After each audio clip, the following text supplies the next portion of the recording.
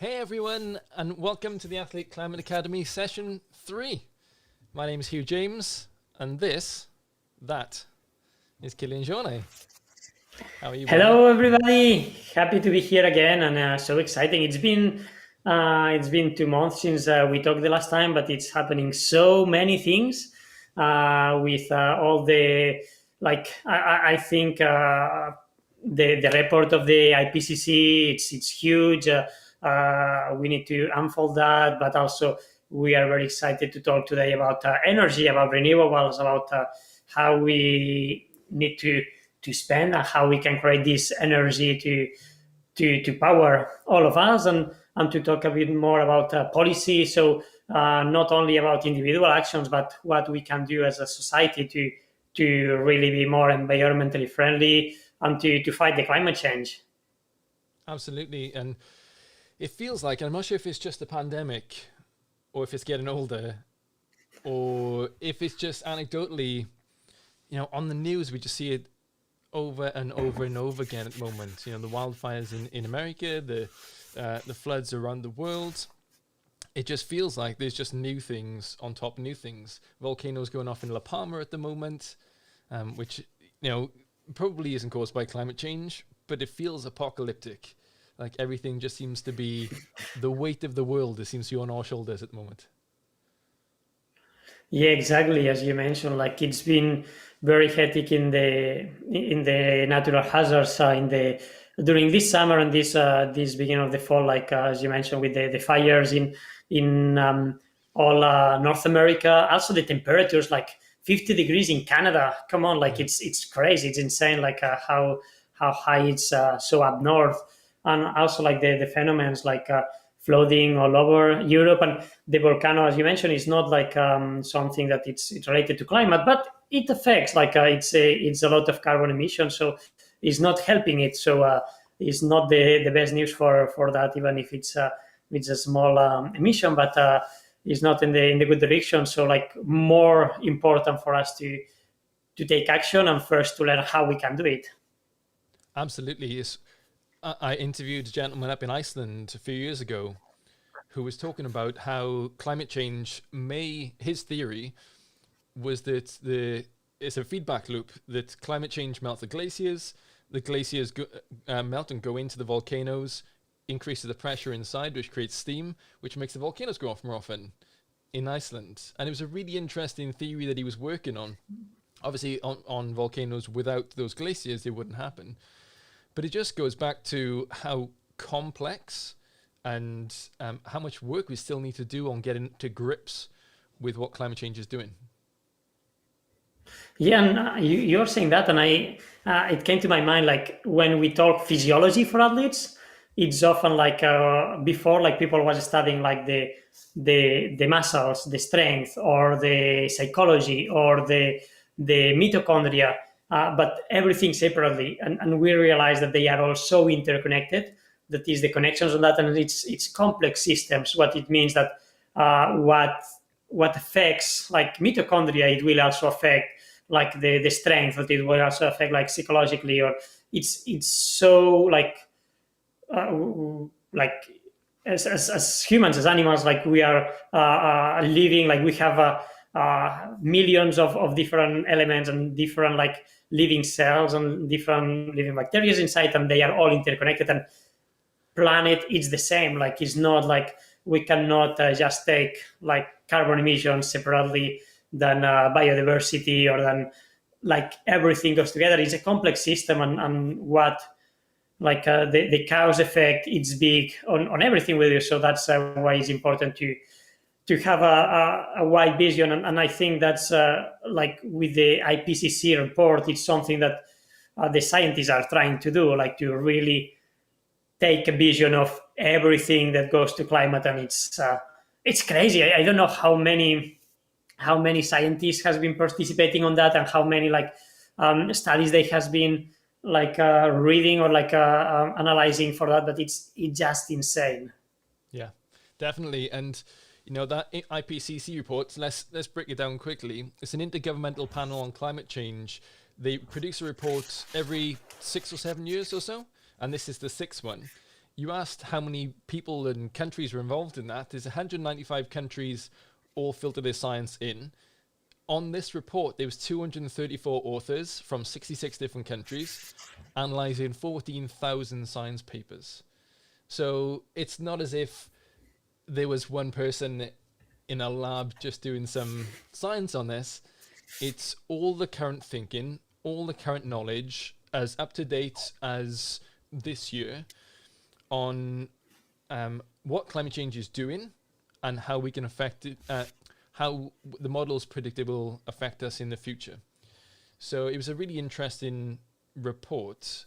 And the one thing that struck me most was how definitive the language was that came out of it, saying that one of the quotes was, "Recent changes in climate are widespread, rapid and intensifying, and unprecedented in thousands of years." I mean, that's definitive language. They normally don't. It's bold. Yeah, it's bold, and as scientists, we're trained to not be that bold. We're also always trained to be like, oh well, the science shows this or the data shows that. We're never. Another one of the quotes is, "Humans are unequivocally responsible for global warming." Scientists never say that. It's the first time that they are saying that. Yeah. Before they were a bit more ambiguous, and now it's like clear on these kind of reports that they need to be all together, like on the same like way of thinking. So it means that it's for sure. And just before we get a bit more in depth into the IPCC catch up, just to remind people that all the interviews that we are doing here, the previous ones, they are on the platform in atlasclimateacademy.com, and there you can find in different formats, in like video clips, so like YouTube clips, or in a podcast form. So just go to the website and you can like recover everything, listen in your runs, or watching it instead of like some Netflix in the evening. Yeah, though if you're gonna go for it, like Amazon Prime is pretty good, and there's some wonderful running films on there as well. It is, yeah. We have been uploading a bit the website, so you can find not only the interviews, but there are some films about athletes doing climate things, and also like a lot of resources. So just go to the website and explore it. It will be worth your time, I think. And let's go back to the IPCC report. So on one thing that I really find pretty crazy about is that they has been studying like these like the projections on the next like 50, 100 years, following 5 different models, like 5 different socioeconomical models that we will do, like the best one, like let's say like Paris Agreement, and then like other models to the worst one that is like we don't do anything. And only one model, it says that we can grow the temperature to 1.5 degrees. All the other models, it's above that. So it's pretty scary. It means that we are running like pretty soon out of time, and that we need to take action. But it's good that they are pointing pretty well like where to focus for that. Yeah, I mean, in the report, they were quite clear that some climate systems are now irreversible. They've changed irreversibly and will be for centuries to come. And even though time is running out, it's not too late to avoid the worst impacts of climate breakdown. And, over the last decades, we are now 1.1 degrees warmer than we were in pre-industrial times. We're likely to hit 1.5 degrees by 2040. Like you said, there's not many models that show anything different. We're definitely going to hit 1.5, probably 2, and by the end of the century. And, the CO2 concentration is the highest in the last 2 million years. There's lots of good... The way I see it is the good side, the upside, is we know exactly what's going on now. Like, it's a complex system, but that's 14,000 papers that are saying, okay, this is what's going on, and this is what's going to happen. Sea levels are rising faster in at least 3,000 years. Arctic sea ice is at its lowest. But we know what's going on. And like identifying the problem and knowing what it is more than half the battle. Yeah, exactly. To know what happens, to know how to preserve it or to prevent it, it's the first and the biggest step, because we can put the focus on something, and we see I think many things that the report is pointing. We are seeing all the other people that you are listening, probably you has been seeing these last seasons, how the climate has changed on ways it's more typhoons. Last summer I was in Himalaya and it was a lot of typhoons in India all the time. Or we has been seeing the climate, it's more extreme. Is many times we don't feel that it's 4 seasons, but it's only 2. It's more extreme, cold or extreme warm. Well, they say that it's been growing temperature, warming, the warmest temperatures each year. So we are seeing every day that these are things that they will become extremer in the future. That's what they say, that we need to be aware that climate, and that will probably change our activities too, how we go running, how we go climbing.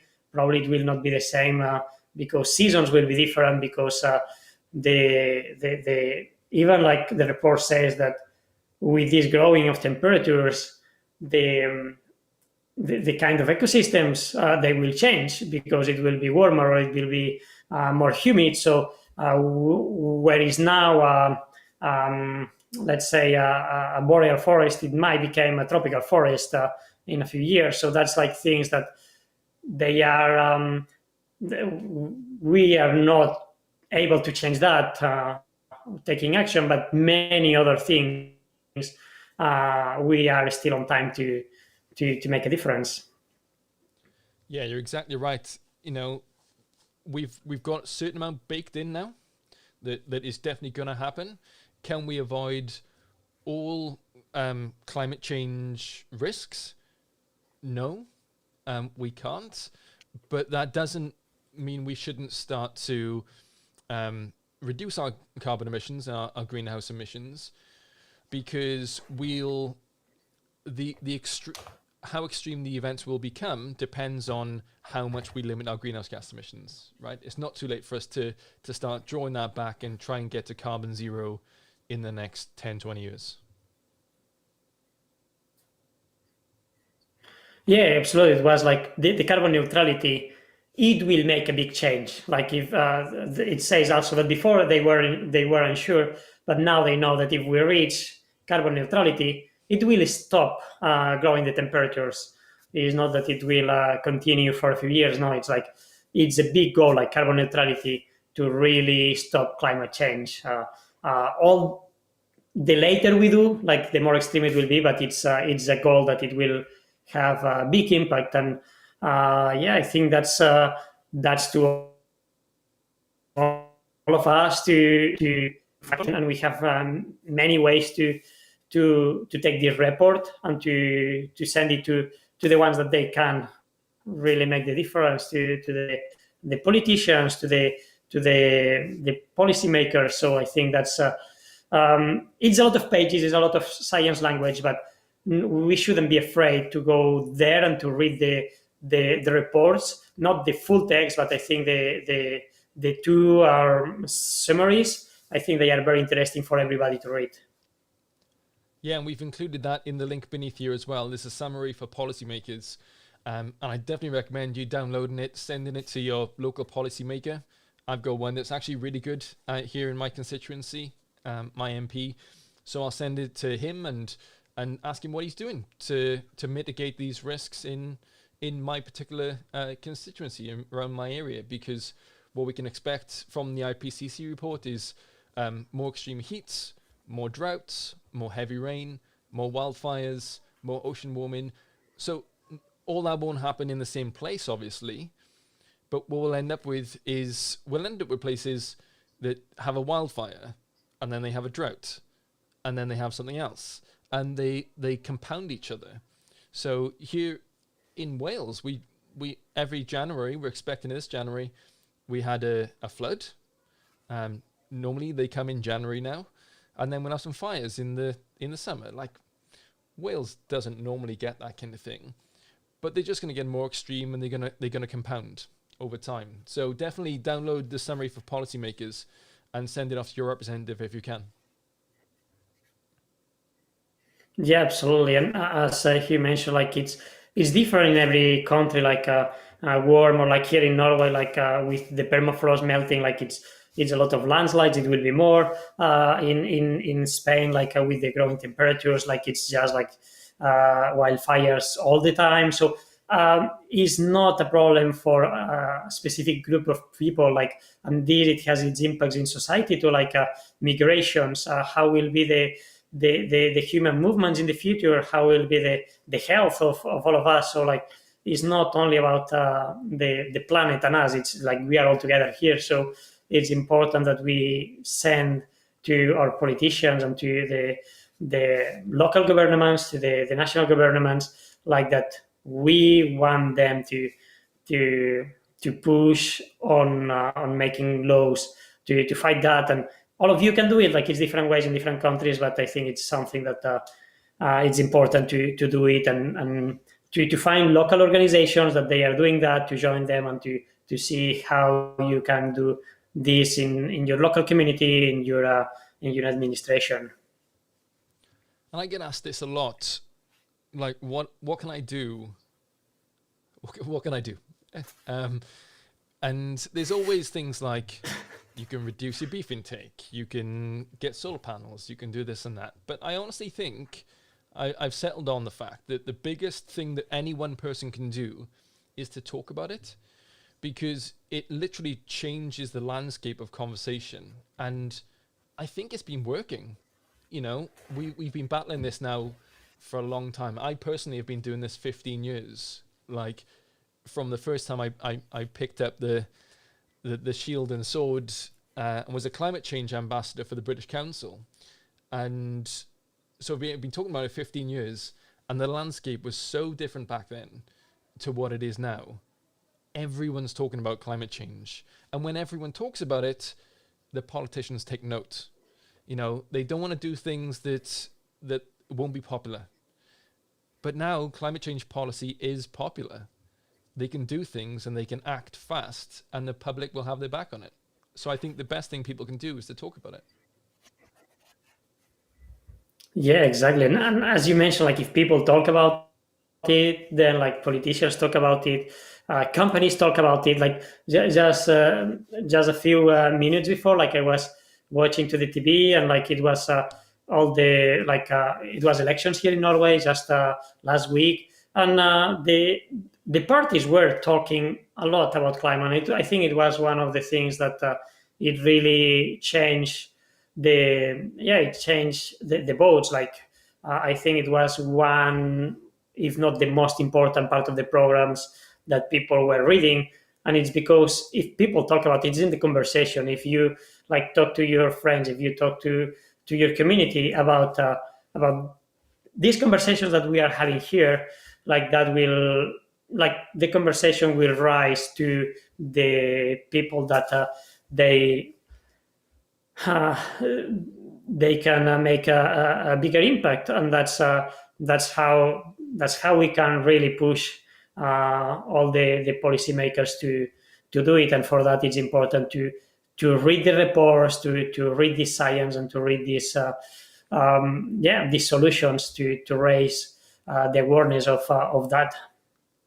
And quite often, something I've started telling people as well, especially scientists and academics, it's one of the ways I think we've failed as scientists in the climate story and advocacy, is because we always thought data would speak for itself. And we always said, this is the data, have a look at it, and you'll be blown away. And people weren't. They were obviously lobbyists against it and things, but data does not speak for itself. So, how much warmer are we going to get? How much parts per million of carbon are in the atmosphere? What we really need are photographers, filmmakers, storytellers, poets, painters, athletes to talk about this and to give their experience and tell us what's happening, what have they seen, what's happening out there in the places that athletes would normally visit. Yeah, exactly. And I think for that, it's conversation in the athletes. It's been growing a lot. I feel that in the last 5 years, like many athletes are being more conscious, and they are talking on that, on like changing the way we do things because of that. So I think when it comes to bringing the conversation, individual actions, but also like the policy, is no better than Adam Campbell, who is an excellent runner, a good mountain guy like all above, and he has a background on he's a lawyer, so he understands how is policy. So I think he has the perfect vision to talk about what we can do as individuals to impact on the policy. For sure. So we've got Adam Campbell to begin with. We've got Enrique Zaragoza as well. Later on, we're going to be doing renewables. You asked for more mini lessons from me, so I'm going to be doing another mini lesson on clean energy. We're going to be talking to Chanel DiNardo about storage and how we can keep those renewables. Kate Trujillo from the Honold Foundation. That's a really interesting conversation you guys had as well. So I think what we'll do is we'll do Adam Campbell now, and then straight into Enrique Zaragoza. What's Enrique talking about? So Enrique, he has a background on events. So he's been working a lot. He's in Berlin, and he's working on how we can make events organization more sustainable. So that's a big part of it. Like events that can be massive, like it can be thousands of participants with a lot of mobility, with a lot of waste. So he will be talking about how we can make the organization of all the festivals, of all the sporting activities more sustainable.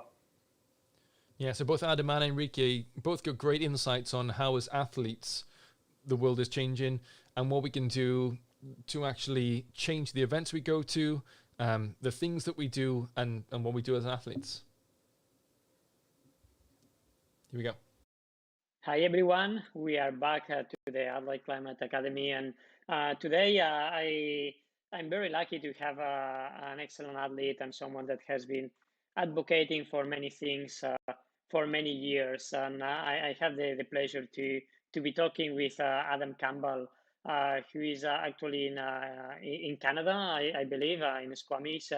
He's been climbing a lot lately, and he will be talking to all of us about how he drives his adventures and also his background as a lawyer. I think it can be very interesting on the approach to climate and the climate policy. So hi Adam, how are you doing first of all? Hey, Killian. Yeah, I'm doing really well, thanks. Yeah, and thanks for having me on this. It's a wonderful thing you're doing here, and I think it's really important. I realize as an athlete, it can be, it's a funny thing to put yourself out there sometimes. Some people say stick to sports, and we've all, I'm sure we've all heard that at some point. We're like, stop stop talking about your about politics or the environment or whatever. But I also think that we're in a privileged position to be able to speak about these things, and ideally we're more than just an athlete. You're also a person moving in the environment and living in the world and participating in it. So I think putting yourself out there and using your platform is a really powerful thing. So congratulations to you for doing this. No, thank you. And you say it like we are in a privileged position, and we need to speak out about what we believe and what we feel. And I think as athletes that we are going to the mountains and we are going to the outdoors every day.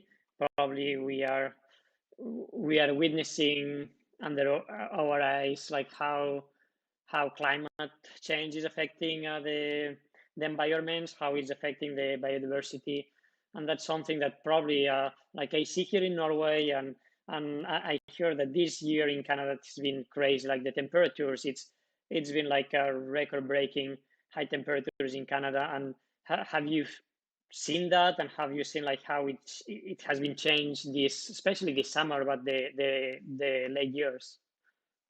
Yeah, no, absolutely. It's been a really, really bad fire season in Canada. We've had horrible wildfires throughout the interior of British Columbia, especially, and there's been days when you haven't been able to go outside. It's had some of the worst air quality in the world. And obviously, as an athlete, that's, you can't exercise. It's just not, at the base of all fitness is health. So you need to worry about your health first and then worry about fitness on top of that. And it's just not healthy to be outside. And it's also it's really, really scary to see it, and it's been going on for an extended period. It stresses all the resources. And the summer, the fires are one indicator, but even in the winter, like a lot of really classic ski lines and ice climbing routes just aren't safe anymore, or they don't exist. Like you just can't get onto them, which is a whole other area of concern as well. Because one thing that I find that does, one, people will go to these places expecting a certain level of condition, and you trying to get on crampons on bare ice, it's just dangerous. And then Yeah, it will that's force people into smaller yeah, and that's smaller areas, making bad choices, which makes it riskier for everybody as well. So the impact is quite significant. yeah, that's something crazy when you see that some mountains before, like you could do the activities or like ice climbing activities in the summer, and now it's like only in the spring or in the winter. How it's changing our approach, like on the conditions, or how maybe we'll be skiing like in Canada, like in Scandinavia, it's very popular to ski in the spring, and maybe that will not be anymore. It will be only winter activities, and so it's affecting, as you mentioned, like the most important, like the fires and the air quality, but also like if we think only as an athlete, like it really affects our lifestyle. It really affects our profession and everything. So I believe it's very connected to our activity.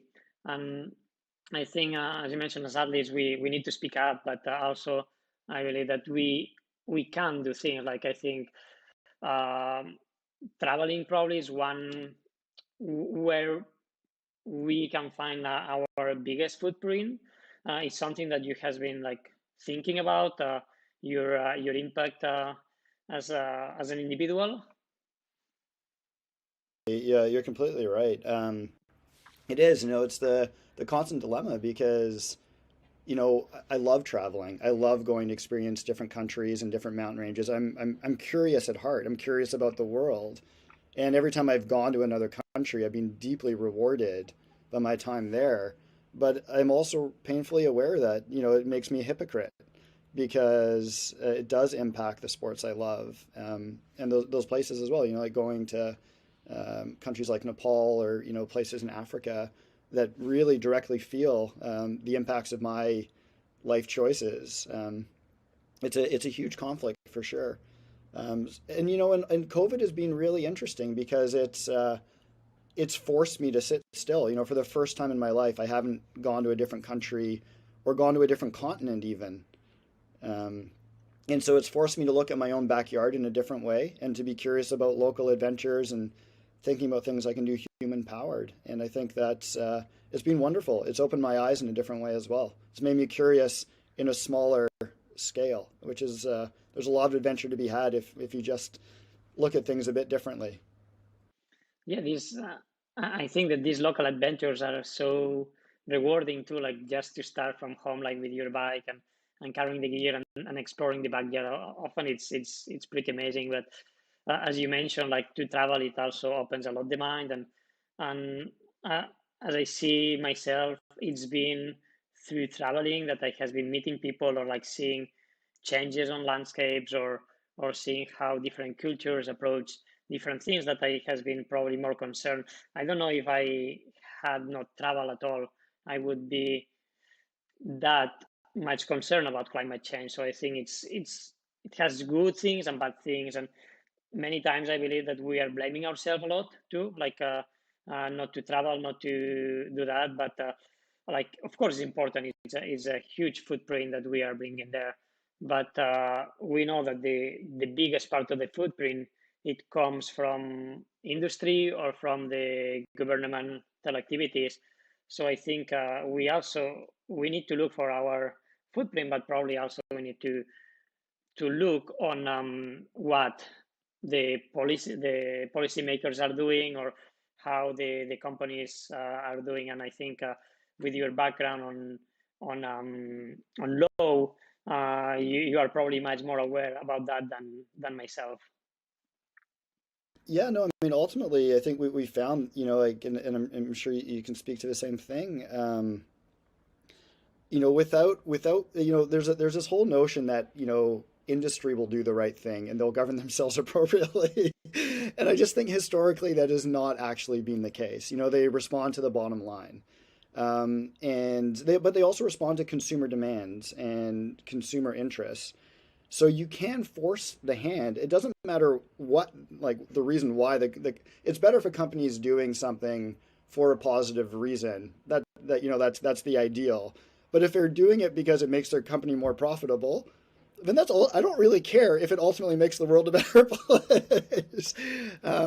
But policy and government and laws can force consumer changes, and they can also force corporate changes. And so I do think that we need to see strong government input into into how we interact with the environment ourselves, small things, day-to-day things that we do ourselves, but then also obviously holding corporations to account. Like the recent IPCC report, it painted a really, really scary picture. And I was telling you prior to this, we have an election going on in Canada, and a federal election, and it's currently not one of the top topics. And it infuriates me. And the platforms that I see many of the main parties in Canada have are relatively quite weak. It's just not a top of mind topic, and it's really, really scary. I'm like, no, it's now. We have fires going on. We're seeing massive rockfall in the mountains as well, constantly throughout the summers, like permafrost and throughout the winter. It's a terrifying prospect, and there's no more apathy. We need to start acting on it now. Yeah, that's it sounds scary, and I believe that we are really waiting until the last moment we can act to start acting, and that's not good.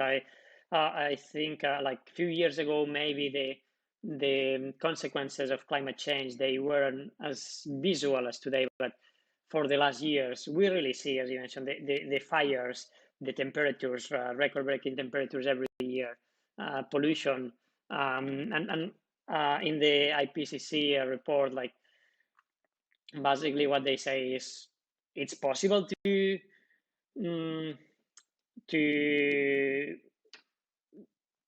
reduce the warming. It's possible to reach like the Paris Agreement. It's possible to stop to a certain point the climate change, but we need to start acting now, and we need to really do the work. The next 20 years are probably the ones that will decide the next couple of 100 years. We cannot wait anymore, and it's crazy that as you mentioned, it's elections in Canada, and it's not the subject number one. Like that's something that it's feels strange because it's it's the problem number one that we have and we will have for the next decades, for the next generation. So it should be in the politics. It should be every day there, and all the parties should be having at least their own program. And it don't seem that it's like that, at least in many of the countries here in Europe. And as you mentioned, probably Canada is a bit similar. But what do you think? Like, I think we need to be more involved on pushing or on telling these politics that we want them to be in the program. And what like, because you coming from the low side, like you see that it's important that it's laws that they are pushing, and that the governments, it's the way they have to act, like making regulations and making policies for that. And what can we do as individuals to really tell them we want climate change to be in your programs and to be something real that you do? Well, I mean, a very simple thing that everybody can do, and at least in Canada, is you can write your member of parliament. You know, like those letters actually carry a lot of weight. The fact that somebody went to the trouble of sitting down and writing it, they view that as being part of a larger topic. So I think those things do carry a lot more weight than we think. So just asking your local politicians for, you know, to put a focus on it is really, really important. I think that's one area. And you know, even though we talk about, you know, corporations needing to do it, I do also think as individuals, our small daily actions also speak quite loudly. You know, so doing small things like, you know, biking to the store, just, you know, it keeps it top of mind for you. You know, not using plastic bags if you can avoid it, trying to reduce your own impact does also have a corporate like a corporate shift as well, and it keeps it in your mind as an individual. It's very easy to let it slip, and the same mentality applies to corporations and to politicians. If it's not constantly on top of your mind, it's very easy to let it go. And we're all kind of lazy. It's easier to not carry the bag to the grocery store, to get in the car, to drive 5 kilometers, but all those little things are a show of your commitment to nature, and it's also healthier for you as well. You know, it's like, don't tell me you can't exercise and get on your bike and go for go to the grocery store or walk to the grocery store or something. All those little things make a really big difference. But I do think that constantly reminding your politicians, and then ultimately vote for the parties that support green policies. It's as simple. When the election comes, go out and vote for the people that are actually speaking about these things and then doing them as well. Because it's one thing to talk, it's another thing to actually implement these policies.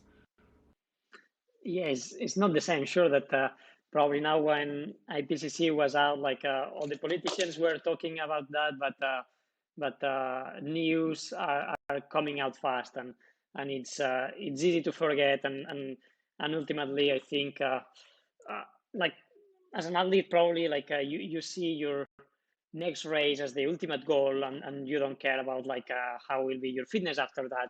And probably like everything, like politicians, it was the same, like next election, or like industry, like the next stakeholders, um, uh, yeah, when they share the stake. So it's, I think, as you mentioned, like to take these actions day by day, it shows commitment, and probably it reminds you that the issues there every day, that is not only like a moment. And maybe then we are all able to really resonate more in our long term, like commitment, not only thinking about the last new, the last thing. And I think when you go to mountain, something that you experience a lot, like it's about the long journey. It's not only about the moment.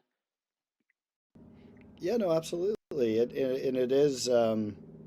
It is. It is going to require a lot of work from all of us. But as you say, it's critically important, especially, you know, you know, I don't have kids myself, but like I want to see kids out skiing in the future. You know, like, you know, I want to see your kids out skiing and ice climbing, or if they choose to do that, you know, and being able to go to the same beautiful places that I've been. I don't want to make the last ascent or the last descent of a ski line. Like I don't want that to be the case. I want other generations to be able to experience the same beauty that we have. And this is, you know, in the Canadian Rockies, for instance, we're watching things like the tree line is increasing on the side of the mountains. If you look at images, and that's due to warming temperatures. And some people can say, hey, that's, oh, that's really nice, we get more forest, but you're killing like a really important ecosystem, higher up. That alpine ecosystem is really, really sensitive. And a lot of our wildlife relies on it, for instance. Like caribou need to be up in that area. Grizzly bears go up there to sleep. Really, really important parts of the ecosystem need those specialized bands. So you can say, oh, it's, of course people say things like, oh, it'll be so much nicer to be ice climbing in -5 instead of -15 Celsius, and the ice climbs better. But it's not a good thing. It's dangerous. It's really, really horrible. And it means that, different ice, it's just not going to be there for people. We are talking about last descents and last ascents of mountains, and that's a really, really scary thought. And we're talking about the death of ecosystems and of specific wildlife. That's a really scary thought. Yeah, it's not a good picture. It's not like very optimistic, I think. But we need to be realistic, I think, too. It's not. I'm optimistic myself. Like I think that everything, like we can solve it, we can get out, we can like overpass ourselves, and on the fight for climate change. I think that we will be like we are capable of reducing it to a point where it's sustainable for living for the long term. But is not. I think it's the moment of only talking. It's past. I think it's the moment now that we really need to start doing things. And just to finish our conversation, I would like you to say, and you have been saying it already, but what are those things that you say, okay, that's what I can do as Adam Campbell from Squamish or from the Rockies to hopefully have like ski lines or ice climbs that next generations can still do. Absolutely. So, I mean, first of all, vote. Number one thing, go out and vote. Just take that time. Elections come up, vote. Vote for parties that keep the environment top of line and that actually act on it. So not just parties that are talking about it. Outside of election periods, keep contacting your politicians. Send them letters, emails, show up at conferences, tweet them if you need to, whatever it is. They respond to those things. Keep it top of mind. On a personal level, think about your day-to-day impact, your day-to-day actions. I think those things are really important. Buy from companies that are keeping the environment in mind in their production process. Small things like that make a really, really big difference. And then also just be a conscientious human. Travel, but think about why you're traveling and if you really need to do that trip. And if you're going somewhere, maybe think about spending a much longer period of time there instead of bouncing back and forth between various places. Go somewhere and ingrain yourself in that community, learn about the people that you're traveling to go and go and really experience those places. I actually argue for mountain travel, going and spending time in that mountain is probably the safest way of doing it. You get to understand and learn the mountains better, and you'll ultimately have a better chance of success and a more enjoyable, profound experience. And then, get curious with your backyard. The rest of the time, do smaller local adventures that have a lower impact. Spend the bulk of your time doing that. And I think that you'll have a very rich and rewarding life. So yeah, thank you very much, Adam. I think these thoughts and these very concrete actions that all of us can do, they will be very, very good for our listeners to think about and to implement. And I hope to see you soon in some mountains. We are pretty far away. We are pretty north, both of us, but I hope to. It's been a time, so I hope to meet you soon in some race or some mountain. And take care in the meantime. Yeah, no, absolutely. And, hi to the family. And thanks so much for all this once again. And, congratulations. Actually, just one other quick thought. Bring somebody into the mountains. If they're not a mountain person, introduce them to the mountains.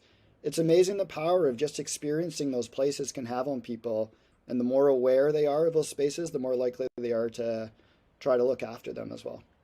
Yeah, it's important to keep growing the community of people that loves nature and the people that at the end, like, they will care also about. Yeah, yeah, absolutely. And I appreciate your optimism, and let's keep that going as well. I do agree that we can make a difference, but we need to start now. So that's it, guys. Started doing now. Thank you for listening. That was a good conversation with Adam. I think he's very well placed for talking about that.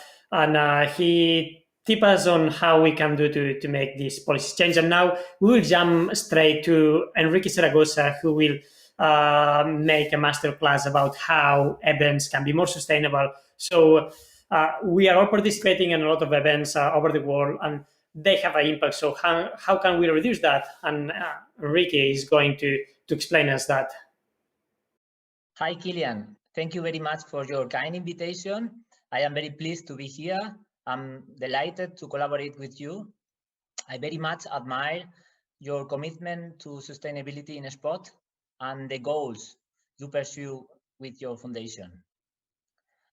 And I am now going to share with you some of my ideas about sustainability and sports events. Many people think that the idea of sustainability is pretty new, maybe 20, 30 years old. But in fact, the idea of sustainability is more than 300 years old. This man, Hans K. von Karlowitz, was born in today's Germany and wrote the book Silvicultura Economica. Around this time, there was a big problem with the forest in Europe because trees had been felled for decades without efforts to restore them. Karlowitz was the first person to use the word Nachhaltigkeit, which means sustainability in German, and also the first one to think through and clearly formulate the concept of sustainability in forestry. In the last 300 years, other scientists and authors have shown us how to live more sustainably in different areas. But the problem remains the same. Often we know what to do, but we do nothing about it. This is not just about knowledge, it is more about acting on this knowledge. But before looking at what we can do, I would like to talk about how we understand sustainability today. 25 years ago, John Elkington wrote a book about the triple bottom line, a very interesting sustainability concept for corporations with the 3 Ps: people, planet, profit. Or in other words, sustainability falls into 3 areas: the social, ecological, and economic impact. I like to compare it with a triathlon. If you are a very good swimmer, but you are not very good at cycling nor at running, you are not going to perform well in triathlon. The idea, usually we are only used to performing well economically, but we cannot forget the planet and the people. It's the same with sport and sustainability. I feel that it's not necessary to explain why we have to take action. Deadly floods in Germany and China in the last weeks, temperatures of almost 50 degrees in Canada last month, etc. Not only the increasingly marked climate change, but also the loss of biodiversity and the finite nature of the Earth's fossil energies are extremely pressing reasons for this. In the following, I would like to give you 4 reasons why it is so important and convenient to reach sustainability in the sports sector. 16% of Americans follow science, but 70% follow sports. Alan Hershkovitz. Moreover, it's not only that many more people are following sports than science. The point is that when people are watching a sport or doing a sport, you can connect with them much more easily. there is a big difference between asking, do we want to protect our playground? Do you want to help us? And only threatening people with catastrophic visions of the future, or only talking about sustainability as an obligation to the planet. Another reason is the potential. The Deutsche Olympische Sportbund, the German National Olympic Committee, counts more than 27 millions of memberships in about 90,000 sport clubs. That means in sport, you have the potential to reach millions of fans. Another reason, the sports goods industry is worth 81 billion euros in Europe. And when we buy these products, we support brands with our money and their way of doing business. That's why it's important to buy eco-friendly and fair trade sports goods. Another reason is the amount of sports events and sports facilities. In Germany, we have more than 231,000 sports venues and more than 150 large sports events. Large sports events is when they have more than 10,000 spectators or 5,000 participants. As sport organizers or sports managers, we can also make a difference if we, for example, use renewable energy or have a strategy for water conservation. To summarize, we can say that the sport can reach a lot of people. It's a big business with many products and events, and it plays a key role in motivating a change in behavior. With that said, I would like to present a selection of ideas that can be important when organizing sports events. So, big 5 ideas for more sustainability in sports events. First one, go collaborative. For your sustainability journey, you need the support from sponsors, suppliers, fans, and local authorities. You cannot do it alone if you want to succeed. Without the help from your sponsor, it's very difficult to apply a strategy. Once you take the decision to go more sustainable, go for collaboration and look for help. Second idea, go climate neutral. We see more and more news about this topic in the sports sector. For example, how climate change affects the sports industry, but Paris 2024, the first climate positive Olympics, both of them in the website from the sustainability report. I like very much this website. One example of a strategy to be climate neutral is this one, Formula E Championship. Formula E Championship has become the first global sport to be certified with a net zero carbon footprint from inception, investing in certified climate protecting projects in all race markets to offset emissions from all 6 seasons of electric racing.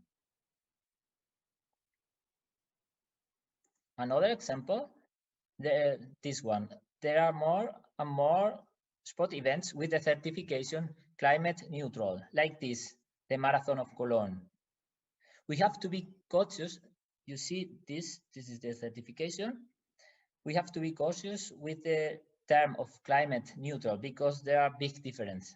But it's a good example of best practice, and I think is a step in the right direction.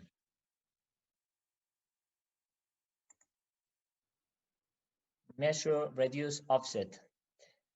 Another example from Cologne Marathon, they save 20 tons of carbon dioxide only by replacing the metal medals for good medals. You see here the new good medals. We have to be creative to find new ways. I think that is very important. Creativity to reduce carbon dioxide. Another idea, go vegetarian or vegan. Choose organic and plant-based food and beverage options. One example, for the Berlin Marathon, more than 120,000 bananas are needed in only one day. If you choose fair and organic bananas, you make the difference. But even better if you only use bio, seasonal, and regional fruit. This photo on the left was a big gymnastic event in Berlin 4 years ago, mainly for children and young people, and there were almost no options other than meat. You can read German, currywurst, frikadelle, Nackensteak, but almost everything was meat. I think that is an outdated way of organizing catering in sports events. Another idea, get circular, Runamix, the world's first cradle-to-cradle gold certified track shoe. It's a brand from Germany. Apply circular economy principles into operations, eliminate waste and reduce demand from nature. Circular economy is waste-free by design. Two alternatives to plastic water bottles on the left, made from seaweed-based packaging. You see the water inside, and on the right, also water in a potato plastic bag. Again, creativity to find new solutions, I think, is one of the most important things.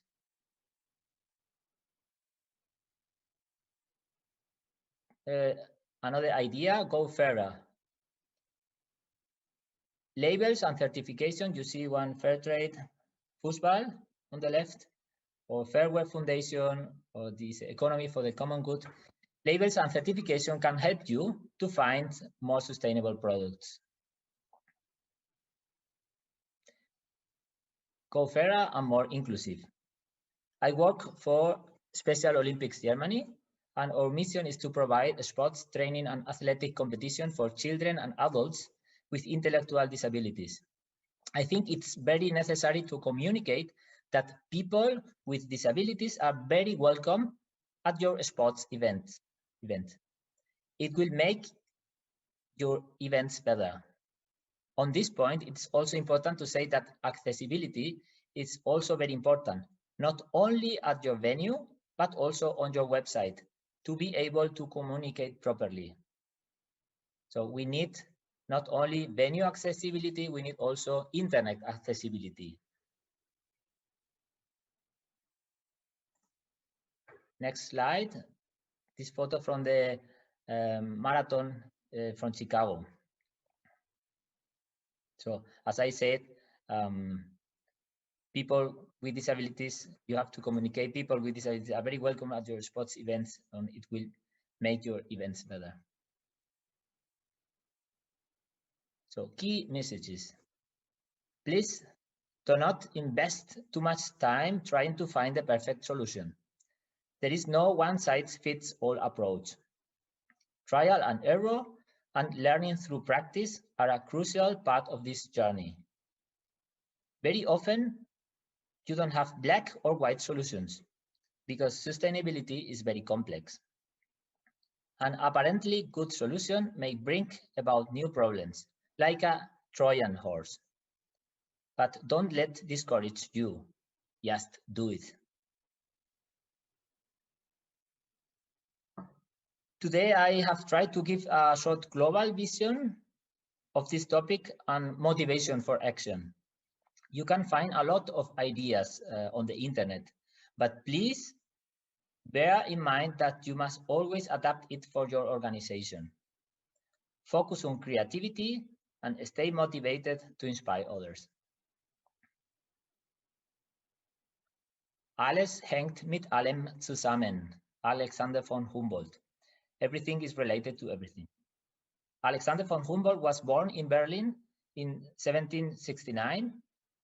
And 200 years ago, he said that everything is related to everything. I think that more than ever, we need an holistic approach as sports organizers. We are not only organizing a race, we are organizing a whole event.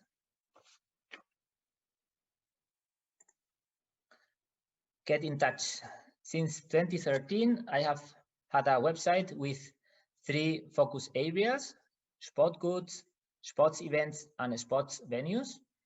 I organize workshops and lectures about this topic. These are usually 90 minutes with a wide-ranging content. You can contact me for further information or to organize a workshop via this email. And I want to show you the website. This is the website about sport and sustainability, nachhaltiger Sport. The website is in German, but you can translate it very easy with the help of your browser. And you find news about new products, events, sport events.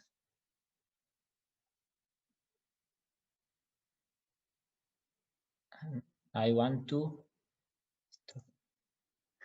finish, and I want to thank you all for your attention and for your time. I hope you get some new ideas for your sustainability in your sport events. Thank you very much, and bye-bye.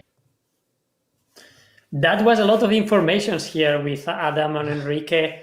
And yeah, like I really like this sentence of like the complexity, like all the systems are complex. And as Enrique mentioned, like it's very different. Like it's not a solution for all the events. Like it's very different. Probably you organize a race with thousands of participants, with some other smaller events. So like to find the good solutions for each. But of course, is this kind of pillars. So what did you take out of these conversations?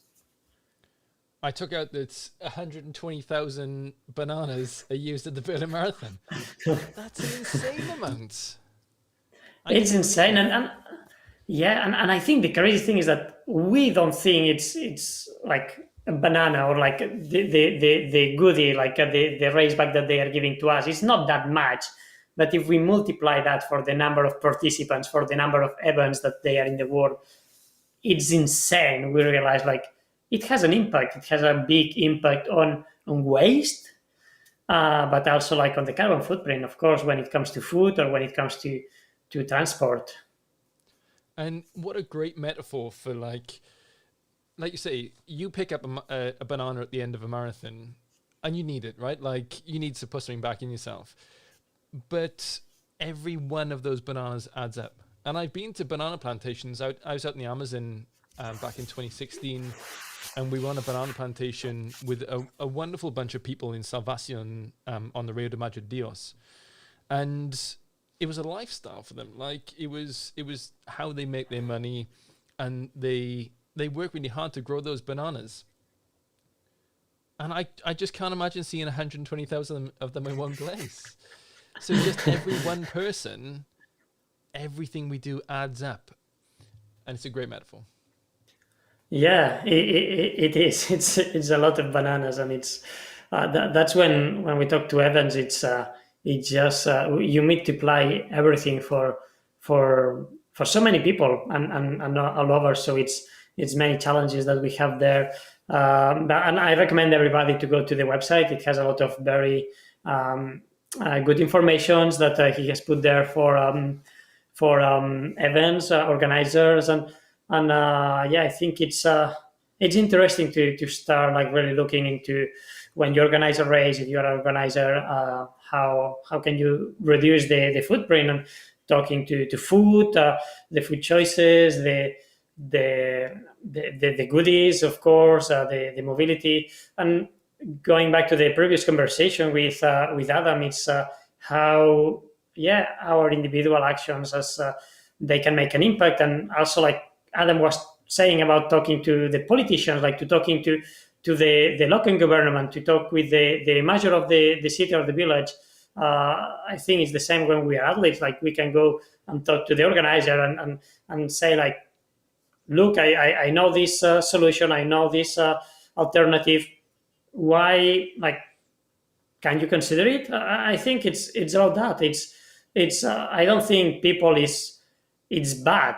I think it's many times that we don't act the best way because we don't know more. We don't know how to do better, and bringing, like, just to not be afraid to go talking to the organizer, the team manager, the local politician about things, to the school. Like, it's I think it's important. It's important to bring the conversation and just to, in a very friendly way, like, just to show options. Yeah, and there's so much crossover between Adam and Enrique in what we can do as athletes and what we can do at events. And I truly believe that, when we cast our vote, we can cast it in two ways. We've got democracy and our actual vote, our ballot in this hand, and we've got money and our dollar or our euro in this hand, and we can vote with both of them.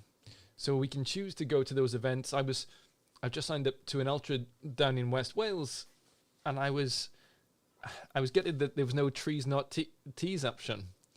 So I'm definitely going to bring it up with them when I go down and say, look, when I'm buying into this, when I'm spending my money, I really wanted to go to Trees Not Teas instead of getting our t-shirts.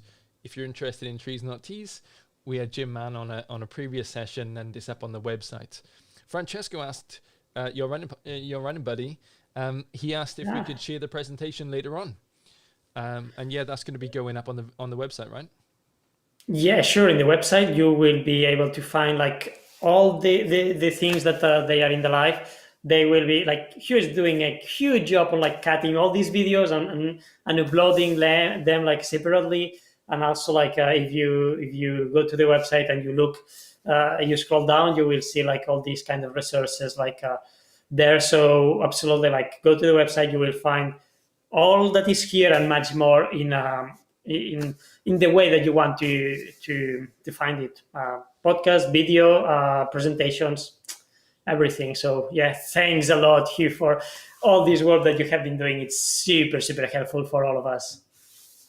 Yeah, and as soon as this finishes in a bit, all of them will go live up on the website straight away. So you'll be able to find them all. Everything. I understand this going through 2 hours and 10 minutes of live session is difficult. So I'll put them all on the website as soon as this finishes, in mini forms. You'll be able to watch each individual video one by one.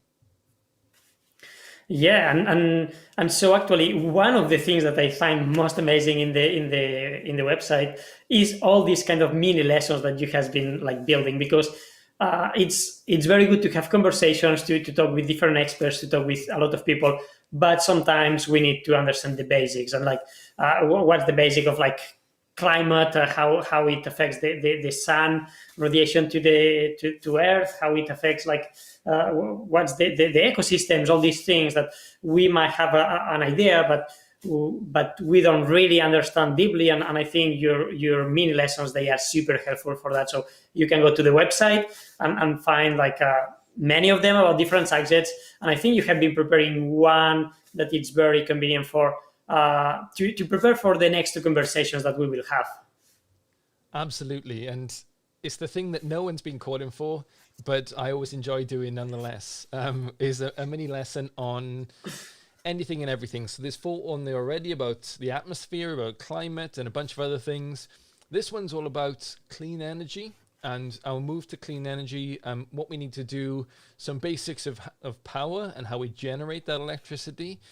Before we talk to Chanel DiNardo about storage, and Kate Trujillo about the Honold Foundation and the great work they've been doing in energy poverty and all the rest. So we'll run straight into my renewables or my clean energy 101, and then Chanel DiNardo straight after. Here we go. All right, so the term renewable energy has been around a while, and it's important to make some distinctions when it comes to defining them. So renewable energy is derived from natural processes that are being replenished constantly. Before fossil fuels, pretty much all energy was renewable, because even the fuel that we use to make fires was kind of renewable. You burn the wood, then you plant a seed, and it takes a few decades to grow back before you can actually burn it again. If you want to move your boat from one place to another, you build a sail and you use the wind. So for a long time, we've been using solar, wind, and hydro to do mechanical work. Those windmills we see all across Europe, they use renewable energy from wind that then does mechanical work, like grinding grains for flour, as an example. Watermills, they do the same thing. It's the same idea with water falling under gravity to turn a mill, and then that grinds the flour. It does mechanical work. So we know what we're doing when it comes to harnessing the planet's renewable resources to do mechanical work. The change really came when we started to be able to use it to generate electricity. This development is more like just 100 years old. Early wind turbines and hydropower generate electricity from a type of energy that's constantly being replenished. And yes, you could argue that they aren't always being replenished. There's a finite amount of water that runs down a river. There's only so much wind, and the same for the sun's energy that falls onto Earth. But the distinction I really want to make here comes back to the problem at hand. It's clean energy. So for the rest of this, I'll describe renewables as clean energy and fossil fuels as dirty energy, because the problem we really want them to solve right now is less greenhouse gas emissions for how much energy they create. So I suppose it's useful for us to know a little bit about the power that they're creating and how we measure it and use it in our everyday lives. What do we need that energy for, and where can we get it from? So electricity can be thought of a little bit like water. We pay our electricity provider for every jug or kilowatt hour that we fill. Different appliances around our home will need different amounts of water to run. So a light bulb, for example, is just going to need a little amount of energy. So a little dribble that comes out like that. A kettle that you use for boiling water might need loads. A toaster, not going to need that much. And then an oven to cook your dinner, that's going to need loads too. You can think of these different appliances as needing just a little or a lot of water, but in our case, it's electricity. But there's another factor here as well, which is time. Our oven might need a lot of water, but you're only going to use it for a short amount of time, maybe just an hour that you need it to cook that dinner. Whereas a light bulb, though, or Wi-Fi router, just a little bit of water or electricity, but over a long period of time. And that all adds into the same jug or kilowatt hour that we're filling up. So on our electric appliances, it's going to say how many watts they use. That's how much water they'll be using when they're on. If it uses a lot of energy, it might be in kilowatts or thousands of watts. But our energy provider will charge us for kilowatt hours. So in sum total, how much of all these appliances have been on to contribute to this jug to fill it up? How many jugs did you fill with the things that have been on for a long time or things that use a lot of energy? A watt then is how much energy an appliance uses. Is it lots of water rushing out quickly, or is it just a dribble? So a kilowatt is, well, let's start off with just a watt. A watt is 1 watt, that's spelled W-A-T-T, is the standard measurement that you'll see on appliances. A kilowatt is 1,000 of those watts. A megawatt is 1 million watts, and a gigawatt is 1 billion watts. And a home then runs on how many of those you need in a single hour, or kilowatt hours. Here's the average kilowatt hour usage of homes around the world in 2020. You can see that every country uses different amounts. We use this electricity for business, for travel, and in our homes as well. The way we get energy currently, and have done since the Industrial Revolution, is largely by dirty energy production. It's differed over the decades, but it's mostly coal, oil, and gas. Now, this seemed like a great way to produce both mechanical and electric energy very early on. At the start of the Industrial Revolution, coal would be burned to drive steam trains. Still to this day, we use oil in the form of petrol and diesel to generate motion in cars. And in power plants, we use this dirty energy to provide energy for turbines that can create electricity. Now, the unfortunate side effect of that is that of the dirty energy is both air pollution and greenhouse gas emissions. And we've got a whole other mini lesson about that all over on our website. So the potential of clean energy is that it doesn't have those side effects as it generates power. It's got some of those side effects while being built early on, absolutely. but not as it generates power. So what then are the types of clean energy that we have at our disposal, and how do they stack up against the dirty energy that we currently have? Well, we have to distinguish between the type of energy and how we harness it. The types of energy we have going on at the moment largely group into solar, that comes from the sun, wind, things like wind turbines, hydro, things like damming rivers, blue energy, using the ocean, that's tidal and wave energy, things like that, and then geothermal, the heat that comes from underground, which can be volcanic, but definitely doesn't have to be.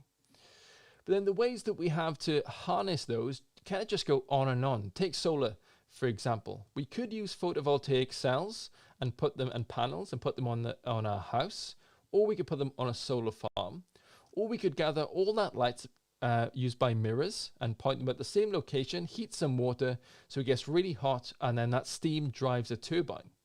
In wind, we could harness the wind that moves around our planet, or we could use wind generated from cars moving against each other or side by side on a motorway. We can create this energy on a macro scale using huge dams across big rivers, or on the micro scale with just smaller ones. The possibilities are kind of endless. And yes, I didn't mention biomass or nuclear here, but because whilst they are options for us getting our greenhouse gas emissions down, they certainly are not our best options. Biomass creates a lot of other pollutants, and nuclear, whilst being pretty CO2 absent while generating electricity, it takes a lot of time to create and a lot of resources while getting off the ground. Both are very much still options though, for sure, and new nuclear tech actually really looks kind of amazing.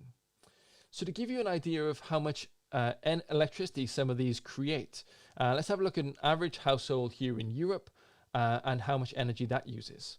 So for the average household here in Europe, it's about 4,000 kilowatt hours of electricity in a single year.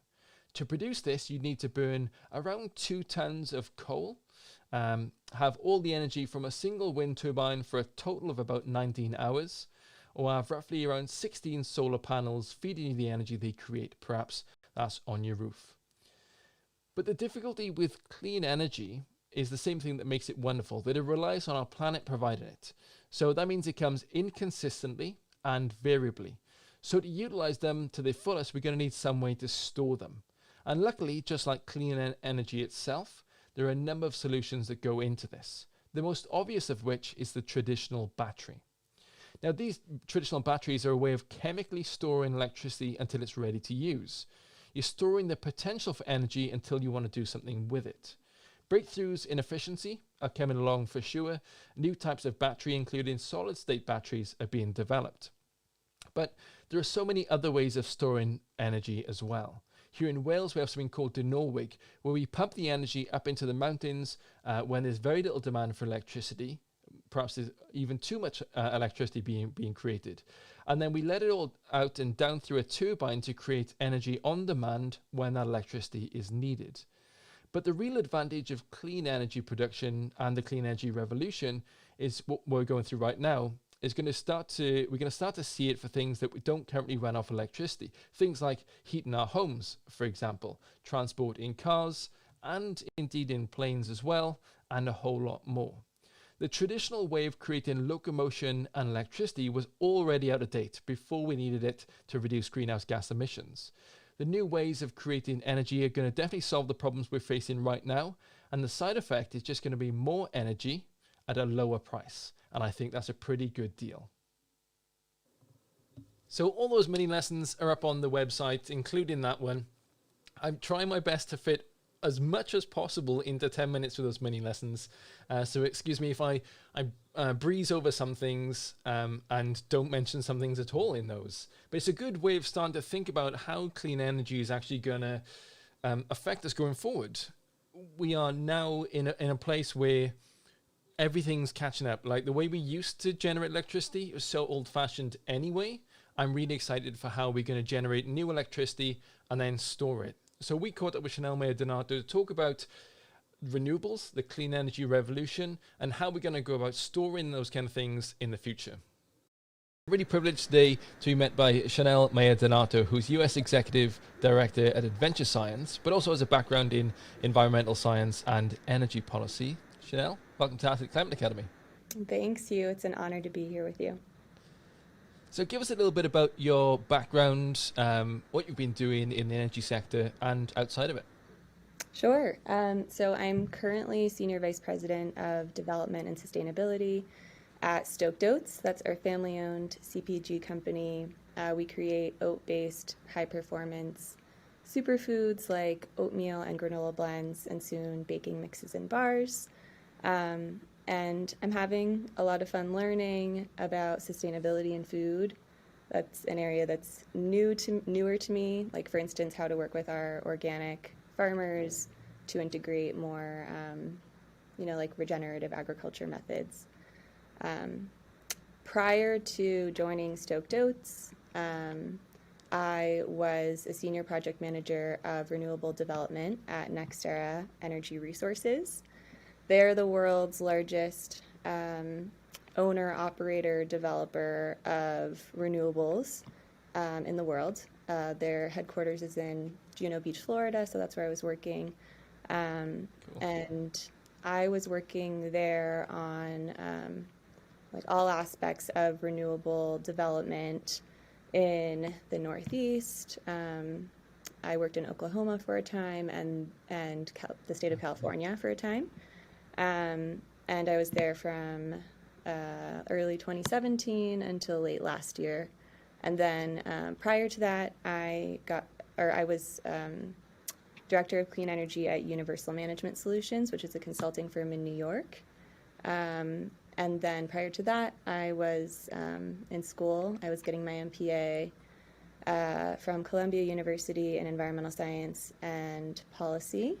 And then prior to that, I studied at University of Central Florida and University of Cambridge for my undergrad.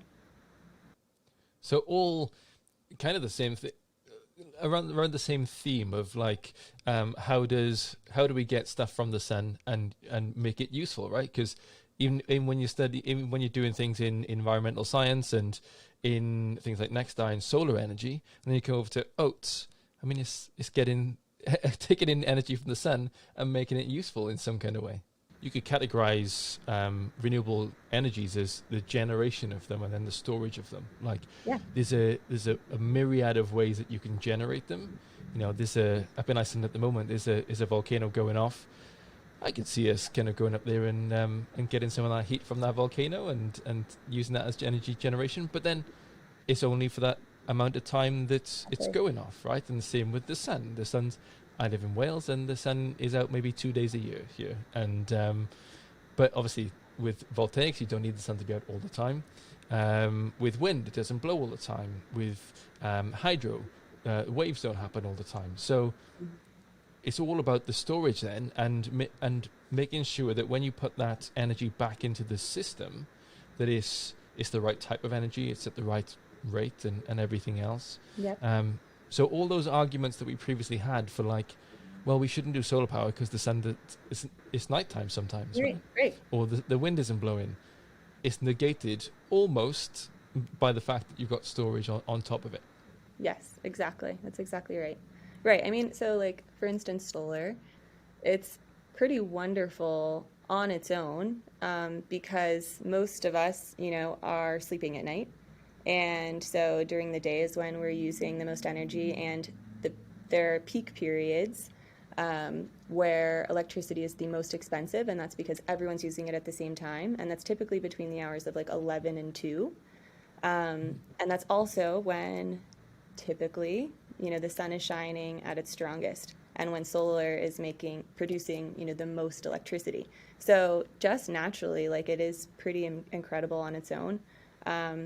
But with the addition of storage, yes. I mean, like, for those of us who might stay up late working, or, just you want to turn on lights, in the middle of the night, with the addition of storage, it takes care of that issue. One of the things that I've been really interested in is the development of smart homes as well. Mm-hmm. With my studio actually runs, I won't say her name, but it runs on a specific kind of device. And I can actually tell that that thing to, I'm That trying not to say the name, because it'll set other people's stuff off as well. So if I want to set a timer for things to turn on at certain times, like if I had a dishwasher or a washing machine or something that I could turn on for in the evening when the electricity is at its lowest price, then I can start to do that. So all these things are starting to come together now to make renewables just a really positive thing. Obviously, there are going to be some negatives to them as well. Like nothing in the world is perfect. Yeah. Obviously, apart from Taylor Swift, but like the renewables are going to have some drawbacks too, right? And storage. We need to get the battery technology from somewhere. That's going to we're going to have to mine for those kind of things as well. Absolutely. Any other drawbacks to renewables that just for transparency we need to come across? Yes, yeah. So, I mean, first of all, I'll start by saying that I definitely think the benefits outweigh the negatives significantly. And, you know, any solution to like, nothing is perfect. And I think perfect is the enemy of good. You know, like I think renewables have dropped so drastically in price. They're affordable, accessible for everyone now. And they're a really important step in decarbonizing the economy, as I was saying. They also support host communities, so like they generate job development, tax income in rural communities, for instance. They give, like, so for instance, if for utility scale solar, a developer like NextEra would rent the land that is used for a solar farm, for instance, and then that landowner would have like stable income over 30 to 40 years. You know, that could be something that is life-changing for them. I think renewables are a low impact and high value form of development. They have no to low water usage, no emissions. As I was saying, they like preserve the land for future use. So after decommissioning, you know, like the land is still there and intact, and it can be used in other ways. And I also think, you know, they're important for establishing, they're important for national security as well, right? Like reducing, for instance, in the US, like reducing the dependence on foreign oil. So they're important for a number of reasons, both environmental and, you know, economically. But they're also, you know, as you brought up, like there are definitely some potential concerns to be aware of. For instance, like we talked a little bit about their intermittent nature. You know, solar only produces solar when the sun's shining, and wind only produces energy when the wind's blowing. But with the addition of storage, like that's largely mitigated. They're also regional. So like renewables have advanced so much in the last several decades, to the point where now, like it does make sense in a lot of instances to have solar especially anywhere. Like there are solar farms in the Arctic. But they're regional because like they do the best, like so solar would be the most productive where the sun you know, is the strongest, where the solar resource is the strongest. So for instance, like in the you know, Southwest desert in the southwestern United States. So it makes sense in a lot of places, but especially in those areas, it's really, really inexpensive and profitable. And the same is true for wind. Like in the prairies in the States, you know, in Oklahoma, for instance, the wind blows really strong, and so wind is going to be really, really cheap there and really accessible. So it is different, and it's not like easily transportable, right? I mean, it's produced and then it enters the grid and then it travels to power homes and businesses. But it's not like oil where you can pack it up easily. I mean, you can with storage, but that's, you know, another story. But it's not like you can put it in a barrel and ship it overseas. Yeah. So that's, you know, you're constrained a bit in that sense. But that also opens up opportunities like for increased distributed generation. Like the more people that have solar on their rooftops, like it reduces your dependence on larger companies and kind of gives you more control, I think, over where you're getting your energy. You're exactly right. Like the idea of it being so regional, so local, I'll go back to Iceland as an example because they use a lot of geothermal there. They just sat on a hotspot where they can get all that geothermal energy. If you lived out by Yellowstone, perhaps you would do the same thing. If you lived down in Central Africa, perhaps you would do the same thing. I live in Wales. It's windy here. I would put up a wind turbine, probably a vertical one to not have those big blades out. And I'm definitely going to put solar panels on my roof soon. Awesome. So sometimes, yes, as I should. But going a lot of the time, that micro energy generation or the use, the possible negative of them being regional and local actually becomes a positive when you start thinking about what should I use for my local area, or what should my country do, or what should my region do. Right. So in terms of storage, I almost had solar panels put on my house a couple of years ago, and before COVID, and then COVID hit. And the gentleman said to me at the time, he said, battery technology for things like houses aren't quite up to scratch yet. Was he telling the truth? Are we getting there? And for storage, is it the same story as it is for renewables, where maybe 10, 20 years ago we said perhaps it's not efficient, we shouldn't put solar panels on our roofs because they're just not efficient enough yet. But so much has happened so fast. I think we've got past that point. Is it the same with storage? I think yes. Storage technology advancements are happening incredibly quickly, but yes, we're just getting started. Renewables, it's kind of a lucky space to be in because EVs are already have already been implementing storage, right? And so renewables have been able to kind of piggyback on the economies of scale created by the EV boom. But absolutely, there's still a lot of innovation, to be had in the storage space. And there are some issues with some of the minerals that are used in lithium-ion technology. For instance, like cobalt mining. It's basically only found in a couple areas, mostly in Central Africa, and there have been some ethical concerns with how it's being mined, and that's definitely an issue.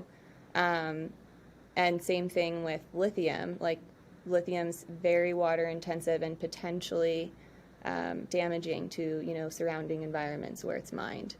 So those are definitely some real concerns and drawbacks to storage. However, I will say that a longer term solution is there is research being done on new battery chemistries that would replace cobalt entirely with more common and less toxic materials, and that could also be potentially less expensive. So I think you're exactly right. I think storage as is a great solution, but I think we're just getting started, and that there will be a lot of innovation occurring that will both drive down price and make it more accessible to everyone, but also make it less environmentally damaging on local communities as well.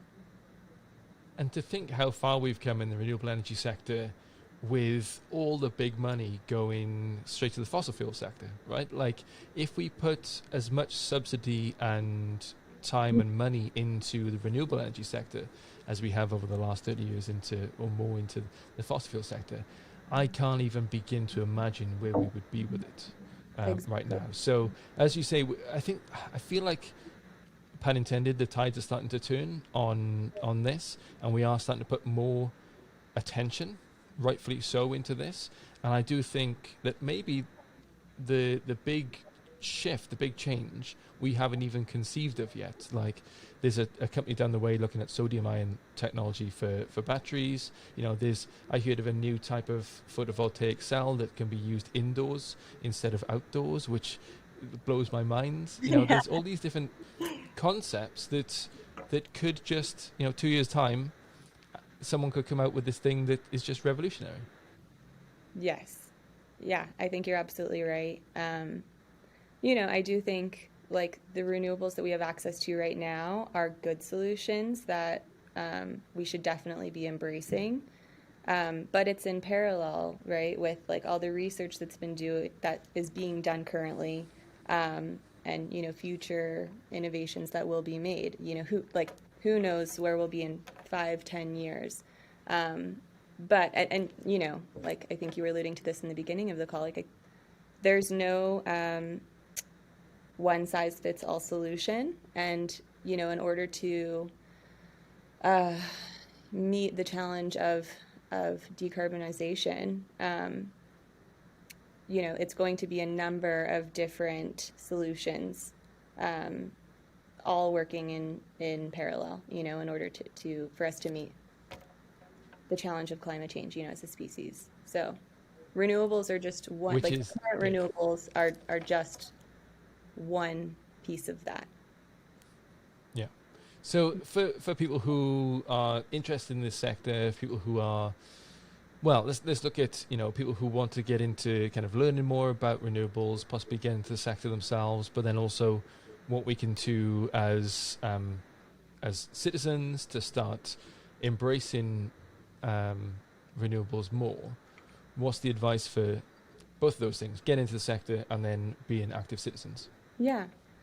So for people who are interested in getting more involved or even working in renewables, my advice would be to, consider, take a look at some of like the new super majors, as Bloomberg Green calls them, like NextEra, Iberdrola, or Enel.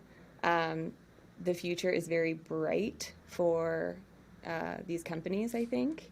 And, like for instance, NextEra last year, their market cap exceeded Exxon's. I think like the demand for renewables is only continuing to increase, and jobs are being created. And if you're interested, like the best way to learn, in my opinion, after having both studied it and, worked in renewables, is to go work at one of these companies.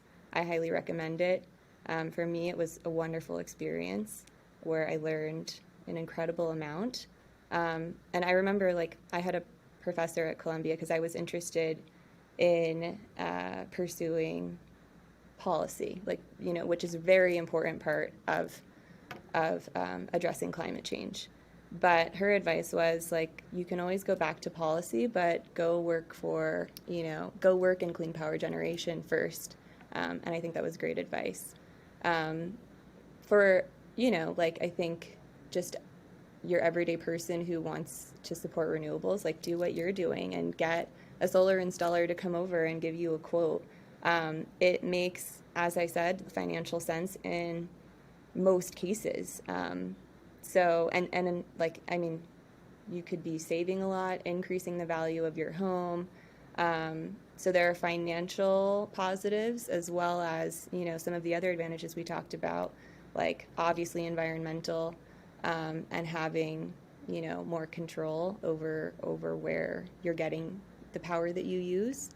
And then I think, like, for people who are just involved in sustainability and climate change as a whole, like more broadly, and decarbonization, like I think my advice is just to get active, stay active if you already are.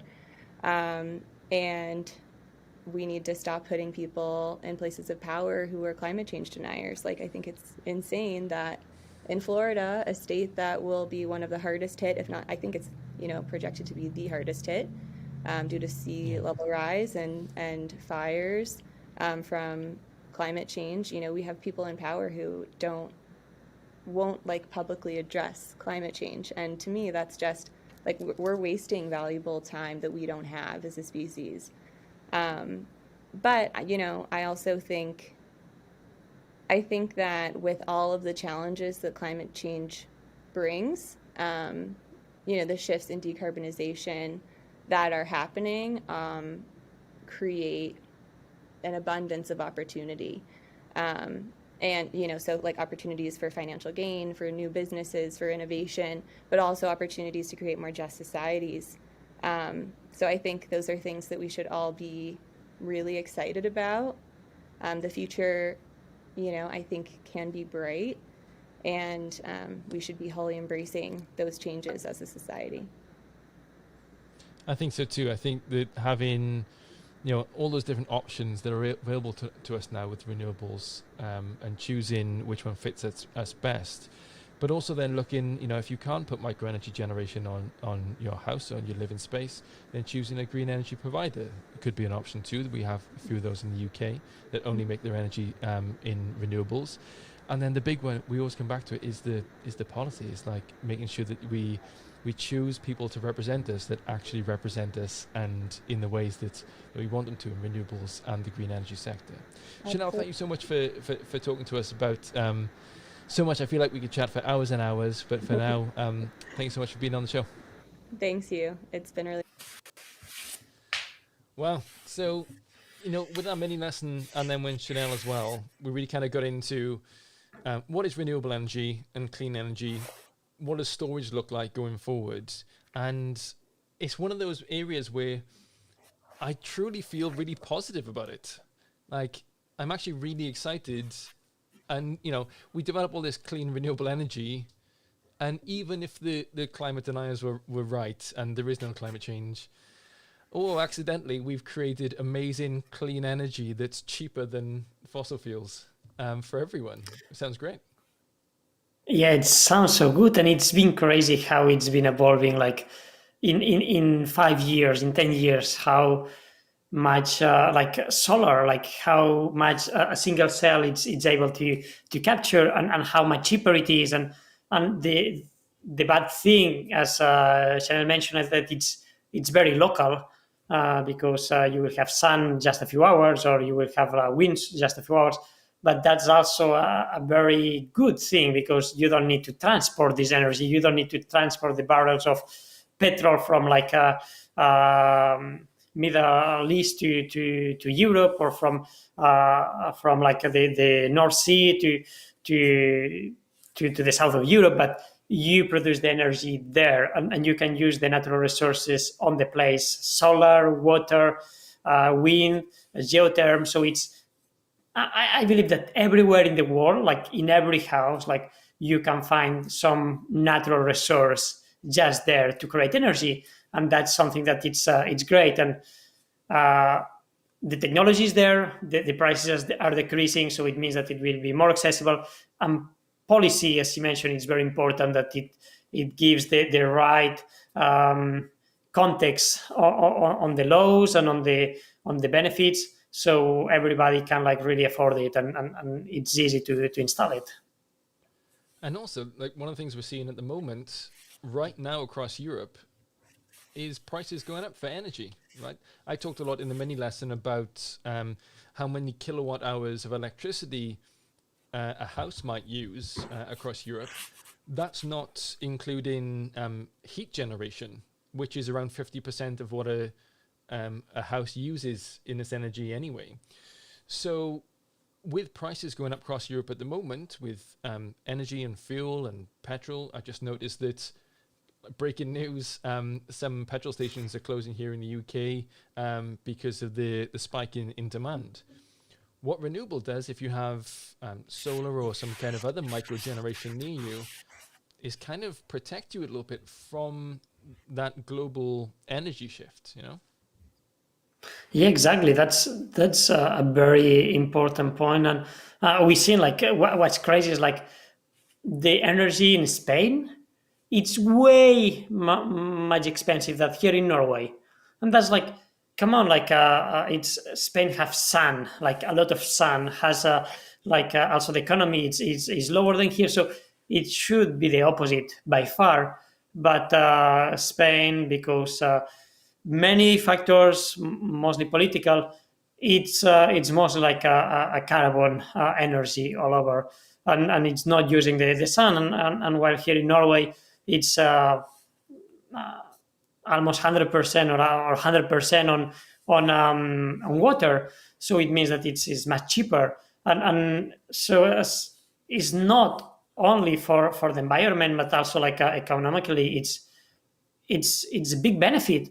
And also like that you don't depend from third parties, that you have always access, and the speculation of energy will not exist, or not as much as before. Like I think that will be a big difference, that the prices will be much more stable, and that the speculation will just disappear. Yeah, and for a lot of us, people watching this, for you and myself as well, we're really lucky that if we need the energy, we can get the energy. Like the UK's national grid is a triumph of engineering. We never have blackouts. I shouldn't say things like that. But we if we want to heat our homes, we can. If we want electricity, we can. But also, electricity is a justice issue as well. Like there are so many people around the world who need energy that don't have it. So, what policies can we put in place with things like solar and with wind and with hydro that can get energy to people that don't currently have it?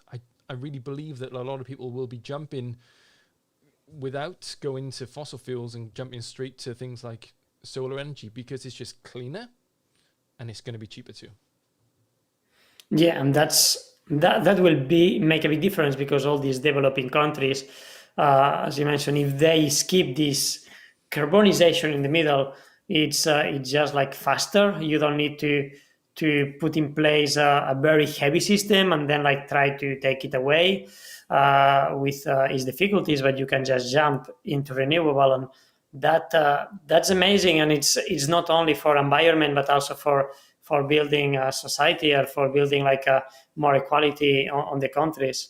And I think like for that, like I really admire the work that they are doing in the Honold Foundation, and I think that it's so great how they combine environmental programs with social issues, and it just like, because they cannot go separately. Like we need to have like um, a social revolution to have a climate revolution. Like it's all together, and they perfectly merge in all their projects.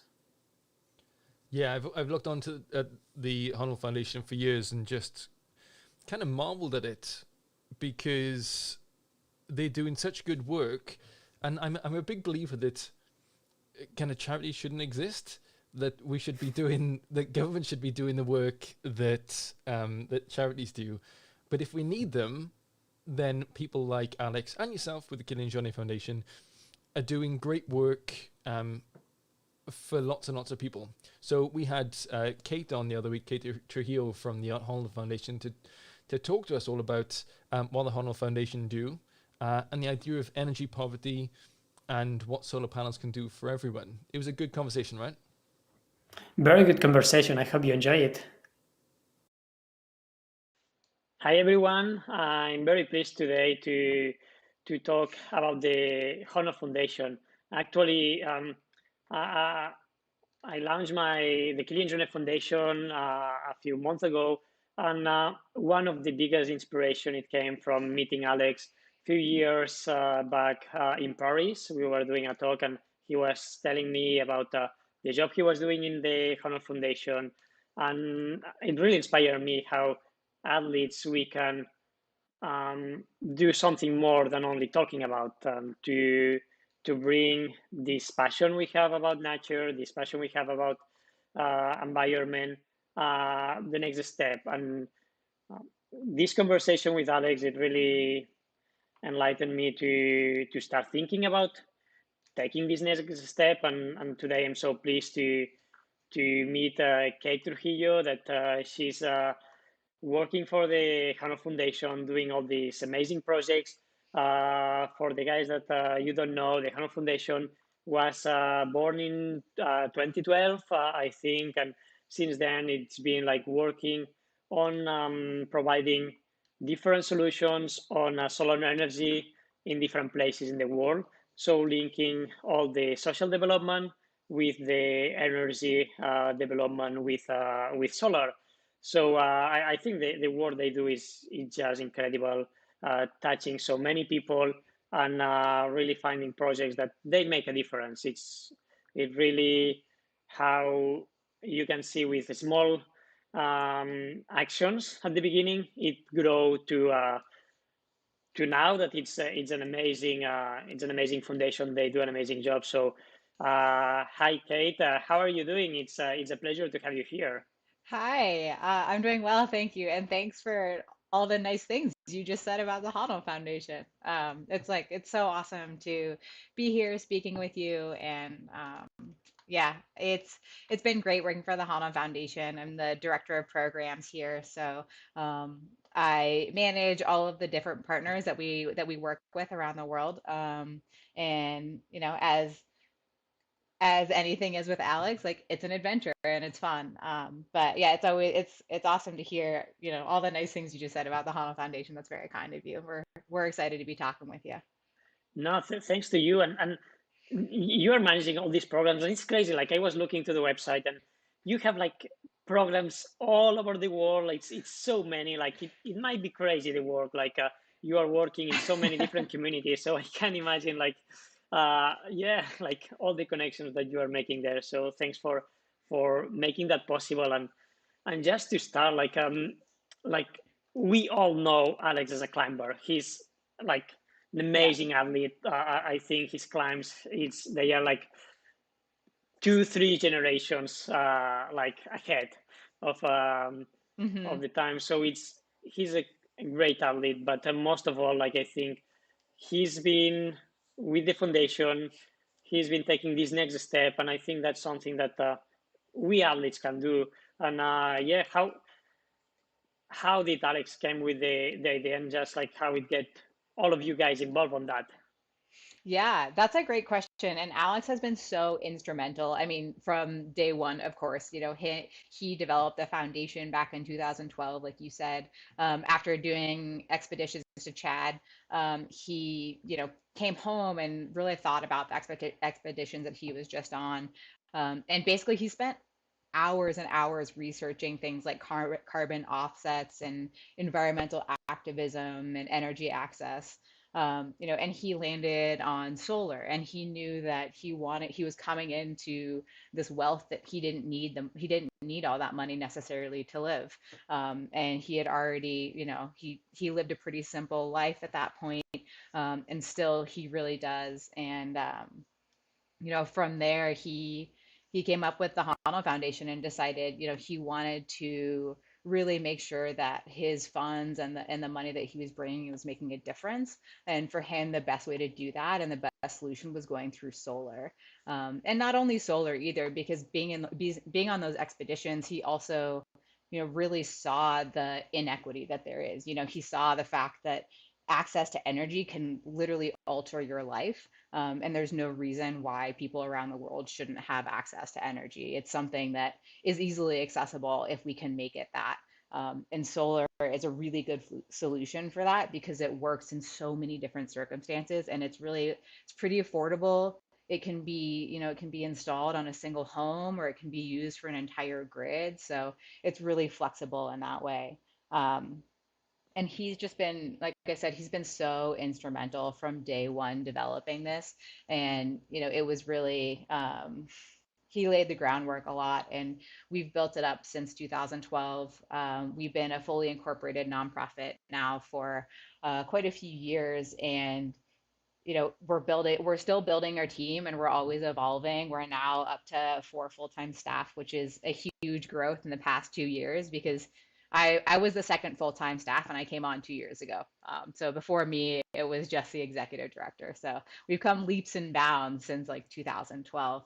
And as a result, our impact has as well. Back in, when I first started, I think we were granting to maybe 1 or 2 partners, and now we're up to almost 30 partners in almost 20 different countries, just in a couple of years.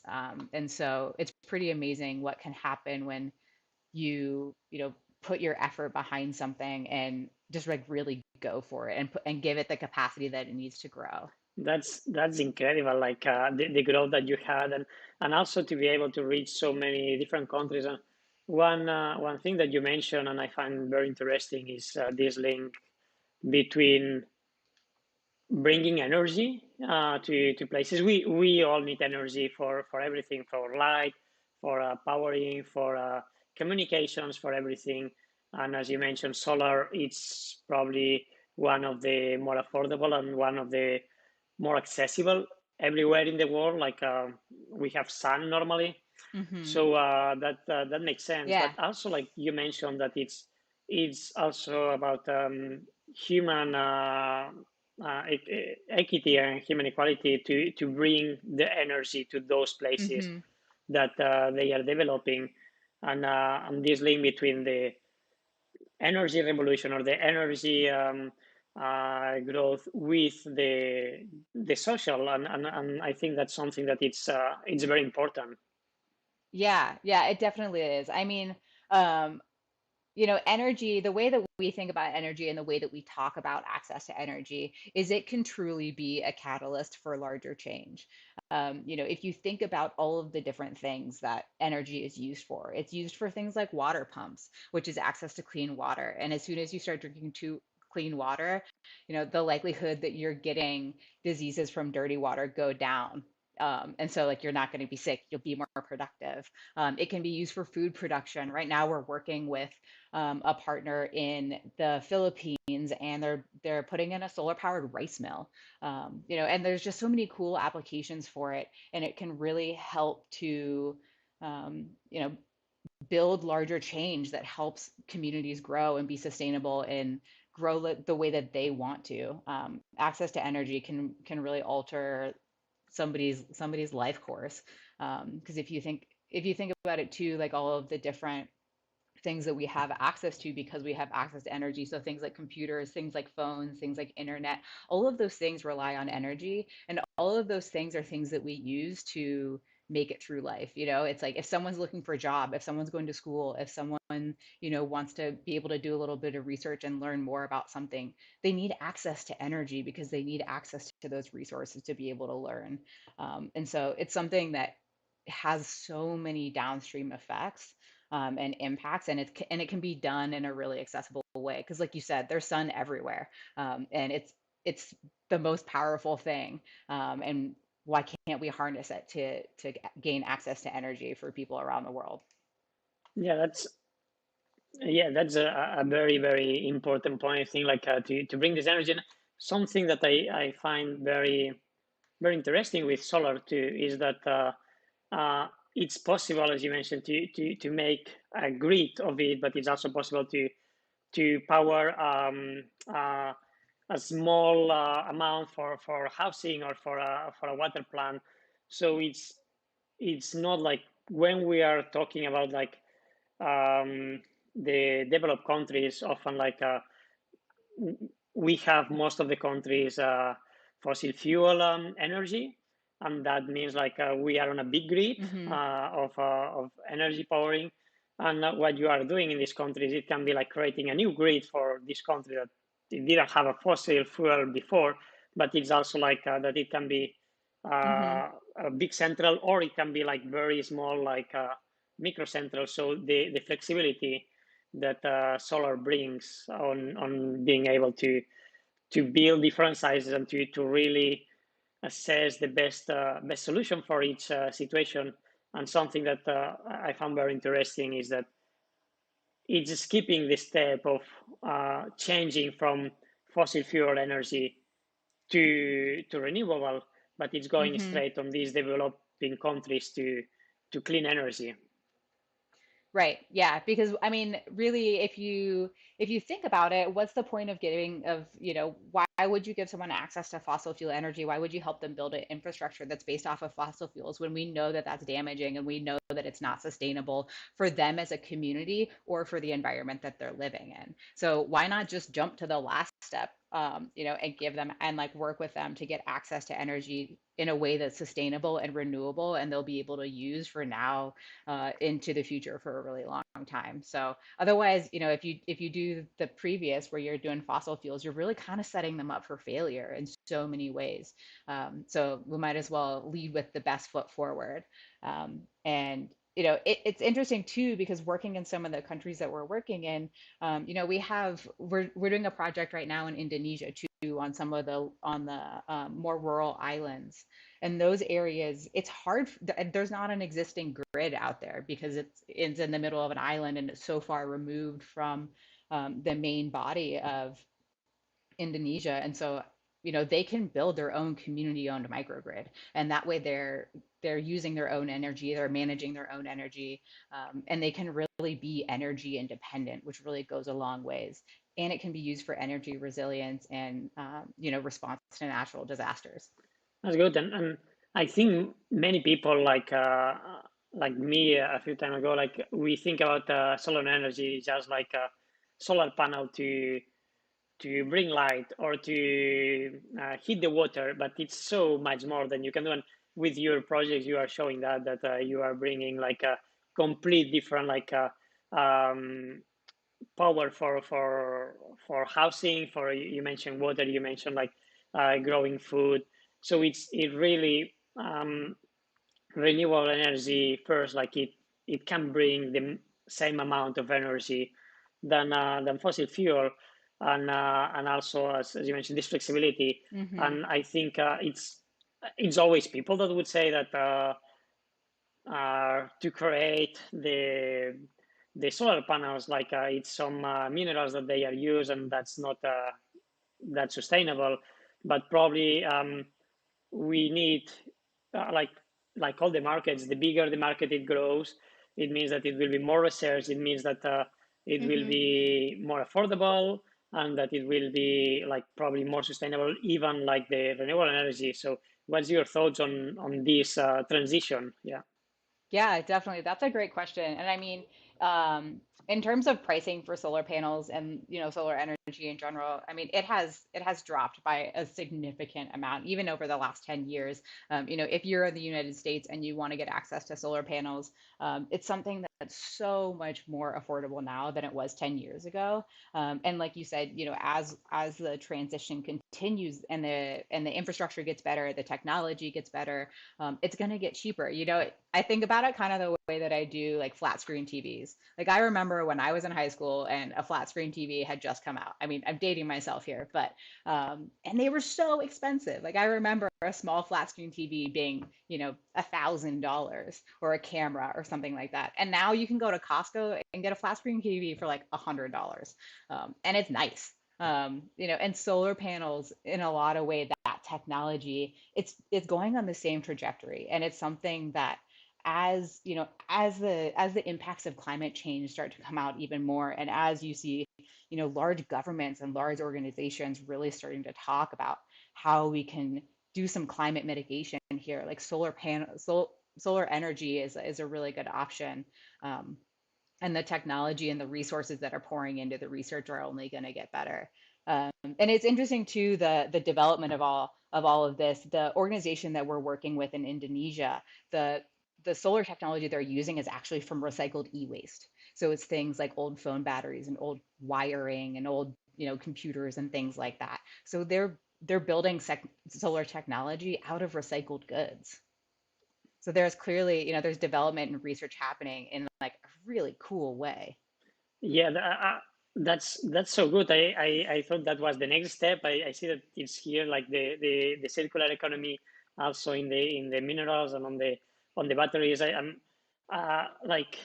I think sometimes we put so much a bad tag on some things, and then like we see that with this circularity it comes back. Like it's not that minerals are like a rare element that cannot be recycled. Maybe not 10 years ago, but today they are. So like just not to, just to think a bit ahead, to not not stop the progress on this.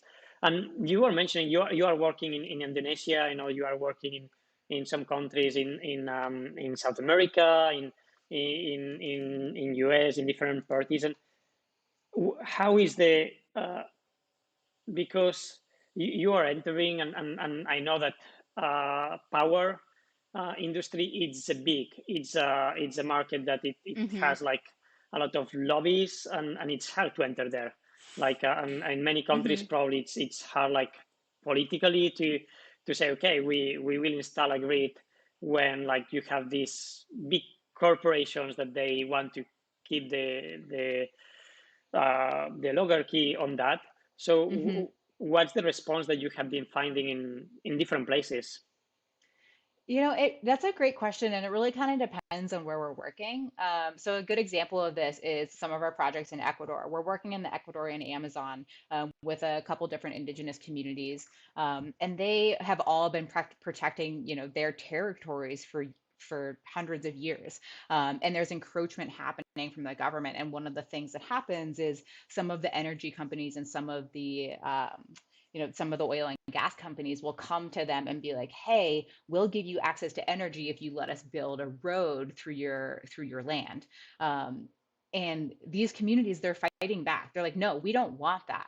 How about you stay off of our land and we find our own access to energy?" And so they're using things like solar as a response to this, because they're still getting access to energy and they're not having to sacrifice, their sovereign lands to these oil and gas companies. Another really good example is here in the US, we're working with Memphis Rocks in Memphis, Tennessee.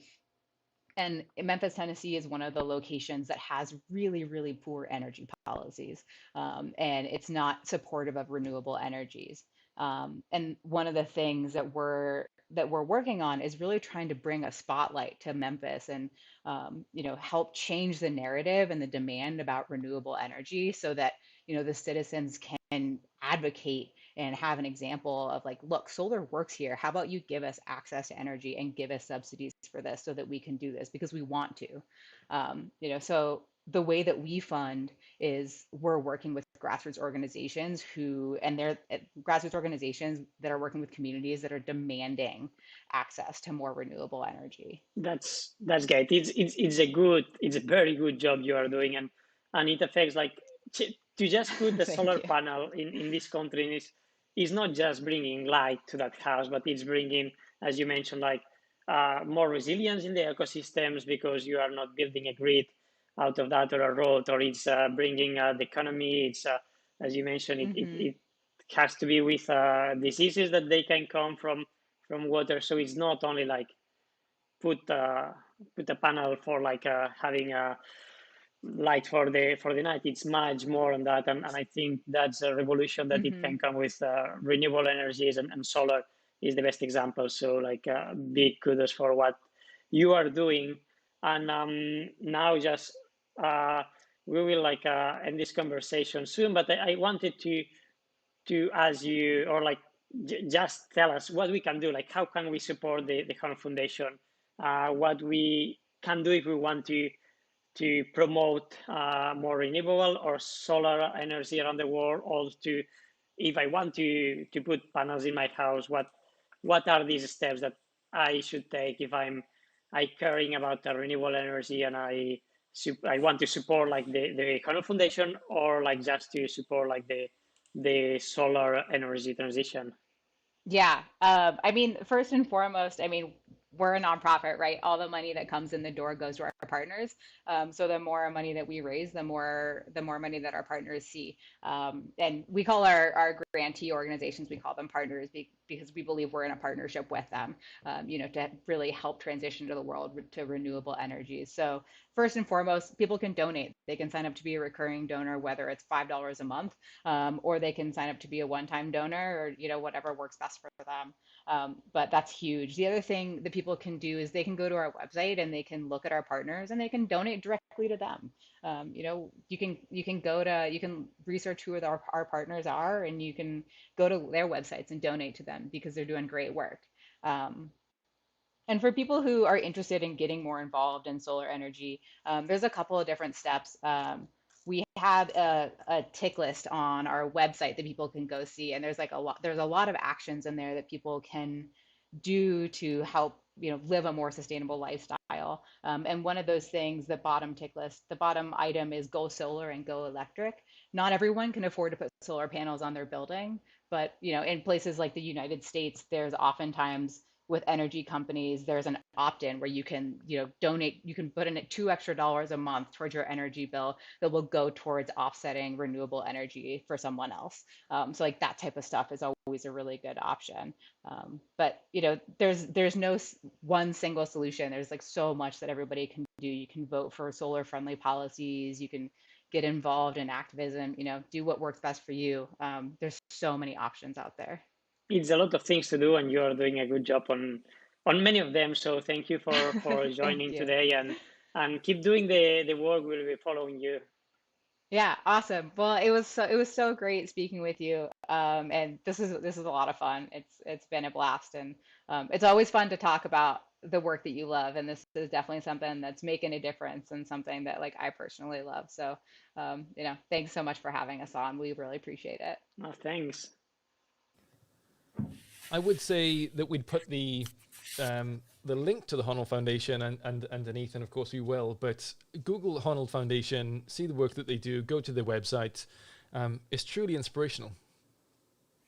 They do a good job, and it's been. I think it's a very good process on how like Alex as an athlete, he realized through his travels how the world is changing and how like the power of like renewable energy can change societies, and how he put this idea into a program and it make a reality, and now it's like this pretty big organization like doing all these projects all around the world. So I think that shows us really how of course with some background, but as individuals we can really make an impact, and it's really interesting what they are doing. Go to the website, as you mentioned, to really look to the projects, and it's very interesting. Very interesting solutions that they are finding in all these communities all around the world. And also, like listening to Kate, she's very much a realist as well. Like she knows that not everyone can afford solar. She knows that it's a difficult uphill battle to get solar and renewables into our everyday lives. So they are realist about it. But looking at Alex's sustainability checklist up on the website, there's some great advice on just how the little things can start to add up. I'm going to use the bananas analogy all the time now. One banana can change the world. And, I'm always saying that when you make any choice, if you're at the store and you're looking at two different cans, and one is from more local and one is from further away, then you choose the more local one. If you want to go somewhere that's like, if you want to go to the store and there's one mile away compared to one that's 10 miles away, then go to the one that's 1 mile away. Just making the greener choice can make a difference. It doesn't need to be the greenest choice. It just needs to be the greener of your two options.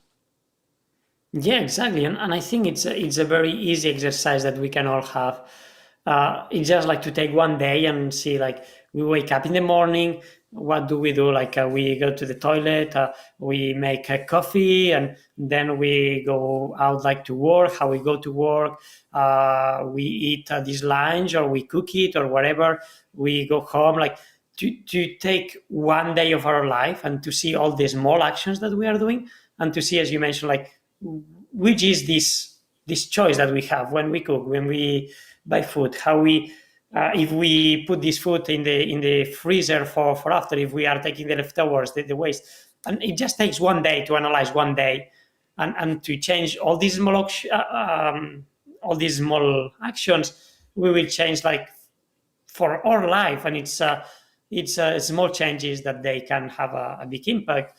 And I think that's a very simple exercise that we can all do. And it will just take a couple of hours, and it can make an impact. I think so, and I think they exacerbate each other as well, because today you'll make that one green choice to make the slightly greener option, and then tomorrow you are faced with that choice again, and you'll make another greener option, and you start veering the arc of environmental sustainability arcs towards sustainability. And I think we're getting there. And I don't think we give each other enough credit for how quickly the community is pushing towards it. And there's some really big events coming up. We've got COP26 on the horizon, the Conference of Parties in Glasgow, and all these different places where politicians have to make those greener choices for us as well. Yeah, exactly. You say it. COP26 is just in the corner, and it's big. Like, it's important. I would say it's. Yeah, I think we should expect big decisions. We should. Like, it's not a lot of time to push the politicians to do it, but I think like they feel this social pressure on like society. People want change, and I think like they need to assess the goals. But I think I would also expect like that they not only talk about goals but also like to how to, because I think it's that's the next step to Paris. It's like to be aware of the or to really write down the how to reach these goals.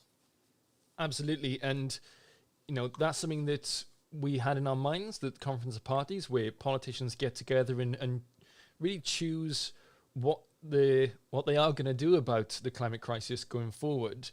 So we really wanted to make sure that we had something to kind of break that down. So between now and then, we will do some kind of special that's between me and Killian and some other people that will kind of break down what to expect from COP26. I'm going to be there. We're taking a bunch of young climate ambassadors who are going to report live back to Wales all about the what's happening at COP26 each day. But we'll make sure we have something for you guys that breaks down what to expect from COP26. Yeah, I will be following your young people. Yeah, that would be interesting to see, and I think because they will be the most effect from the decisions that they are taken there. So I think it will be probably better to follow their feedbacks than some news channels. Probably they are more appropriate.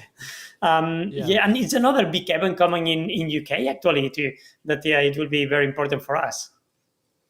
Absolutely. So every year, more or less, every year I'm at Kendal Mountain Festival, and luckily this year it's 18th, 19th, 20th, and 21st of November, and we're going to be there this year, COVID permitting. Yeah, we will be there. We will be talking with athletes. We'll be talking about science, about environmental science, about what we can do as athletes, and we will be there live, like not live streaming, but live, doing these conversations with all the people that are joining. So if you are coming to Kendal, just come to meet us and join the conversation on person. We will be like just look at the program and you will find out when we will be there and what will be the sessions. But we invite all of you to come to Kendal. It's a great festival. They are also doing great job on sustainability, on finding different options and finding new solutions. And I think it will be cool actually to do these conversations on stage with people in front. Absolutely, because everyone will have traveled, unless you live in Kendal, we'd have all traveled there, we'd have all kind of made those decisions, hopefully those greener options. And, doing this live with athletes and scientists and having that debate and that discussion, it really fuels my passion for climate activism and for the outdoor community and for athletes. And actually, Steve Scott, who's one of the directors, one of the founders of Kendal Mountain Festival, he's on our website. We had a conversation with him in the last session all about how do film festivals and mountain festivals become more sustainable in the future. Yeah, exactly. So they are doing the job, and I think that's about it. And it's our conversations try to find people from very different places around the sport, like athletes, organizers, policymakers, scientists, and I think that's something that we want to bring in the festival, and to bring all these people together, and also like to have the feedback straight from the people, like from the people that is there, like watching. Like we want this to be a conversation, so like that people are able to ask, that people are able to put questions, to challenge ourselves, and try to to not make like a master class, but the opposite, just to have conversations and to discuss about all these topics that we find that they are very important. For sure. So 19th, 20th, 21st of November, Kendal Mountain Festival. Hopefully, COVID permitting, we'll be there live on stage talking about Athlete Climate Academy. If you want to catch up with all the other things that we've talked about, there are now, I just updated the website, Gillian. There are so many conversations on there now, so much content from just 3 sessions that we've done. So we've got loads more to come, obviously, but they're all there now, ready for you to see. That's good. Like you're a hard worker. Like you're a fast man. Like so.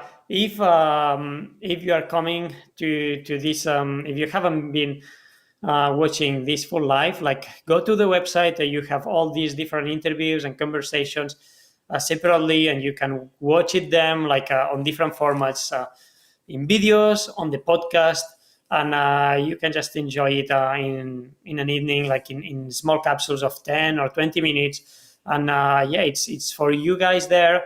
I hope you enjoy it. And I think we will be preparing more of those for the next sessions and for the following month. Yeah, loads more to come. But for now, thanks everyone for watching the Athlete Climate Academy Session 3. Killian, thank you for being a great co-host as usual. Thank you, Hugh, for all you are doing, and also like for bringing all these people together here. And we see each other soon, hopefully now for real in Kendal. And all of you guys, we keep talking here in the website, athleteclimateacademy.com. And if you are coming to Kendal, we will meet you there. Absolutely. Diolch yn fawr iawn. We'll see you all there. Thanks, guys. Bye, guys.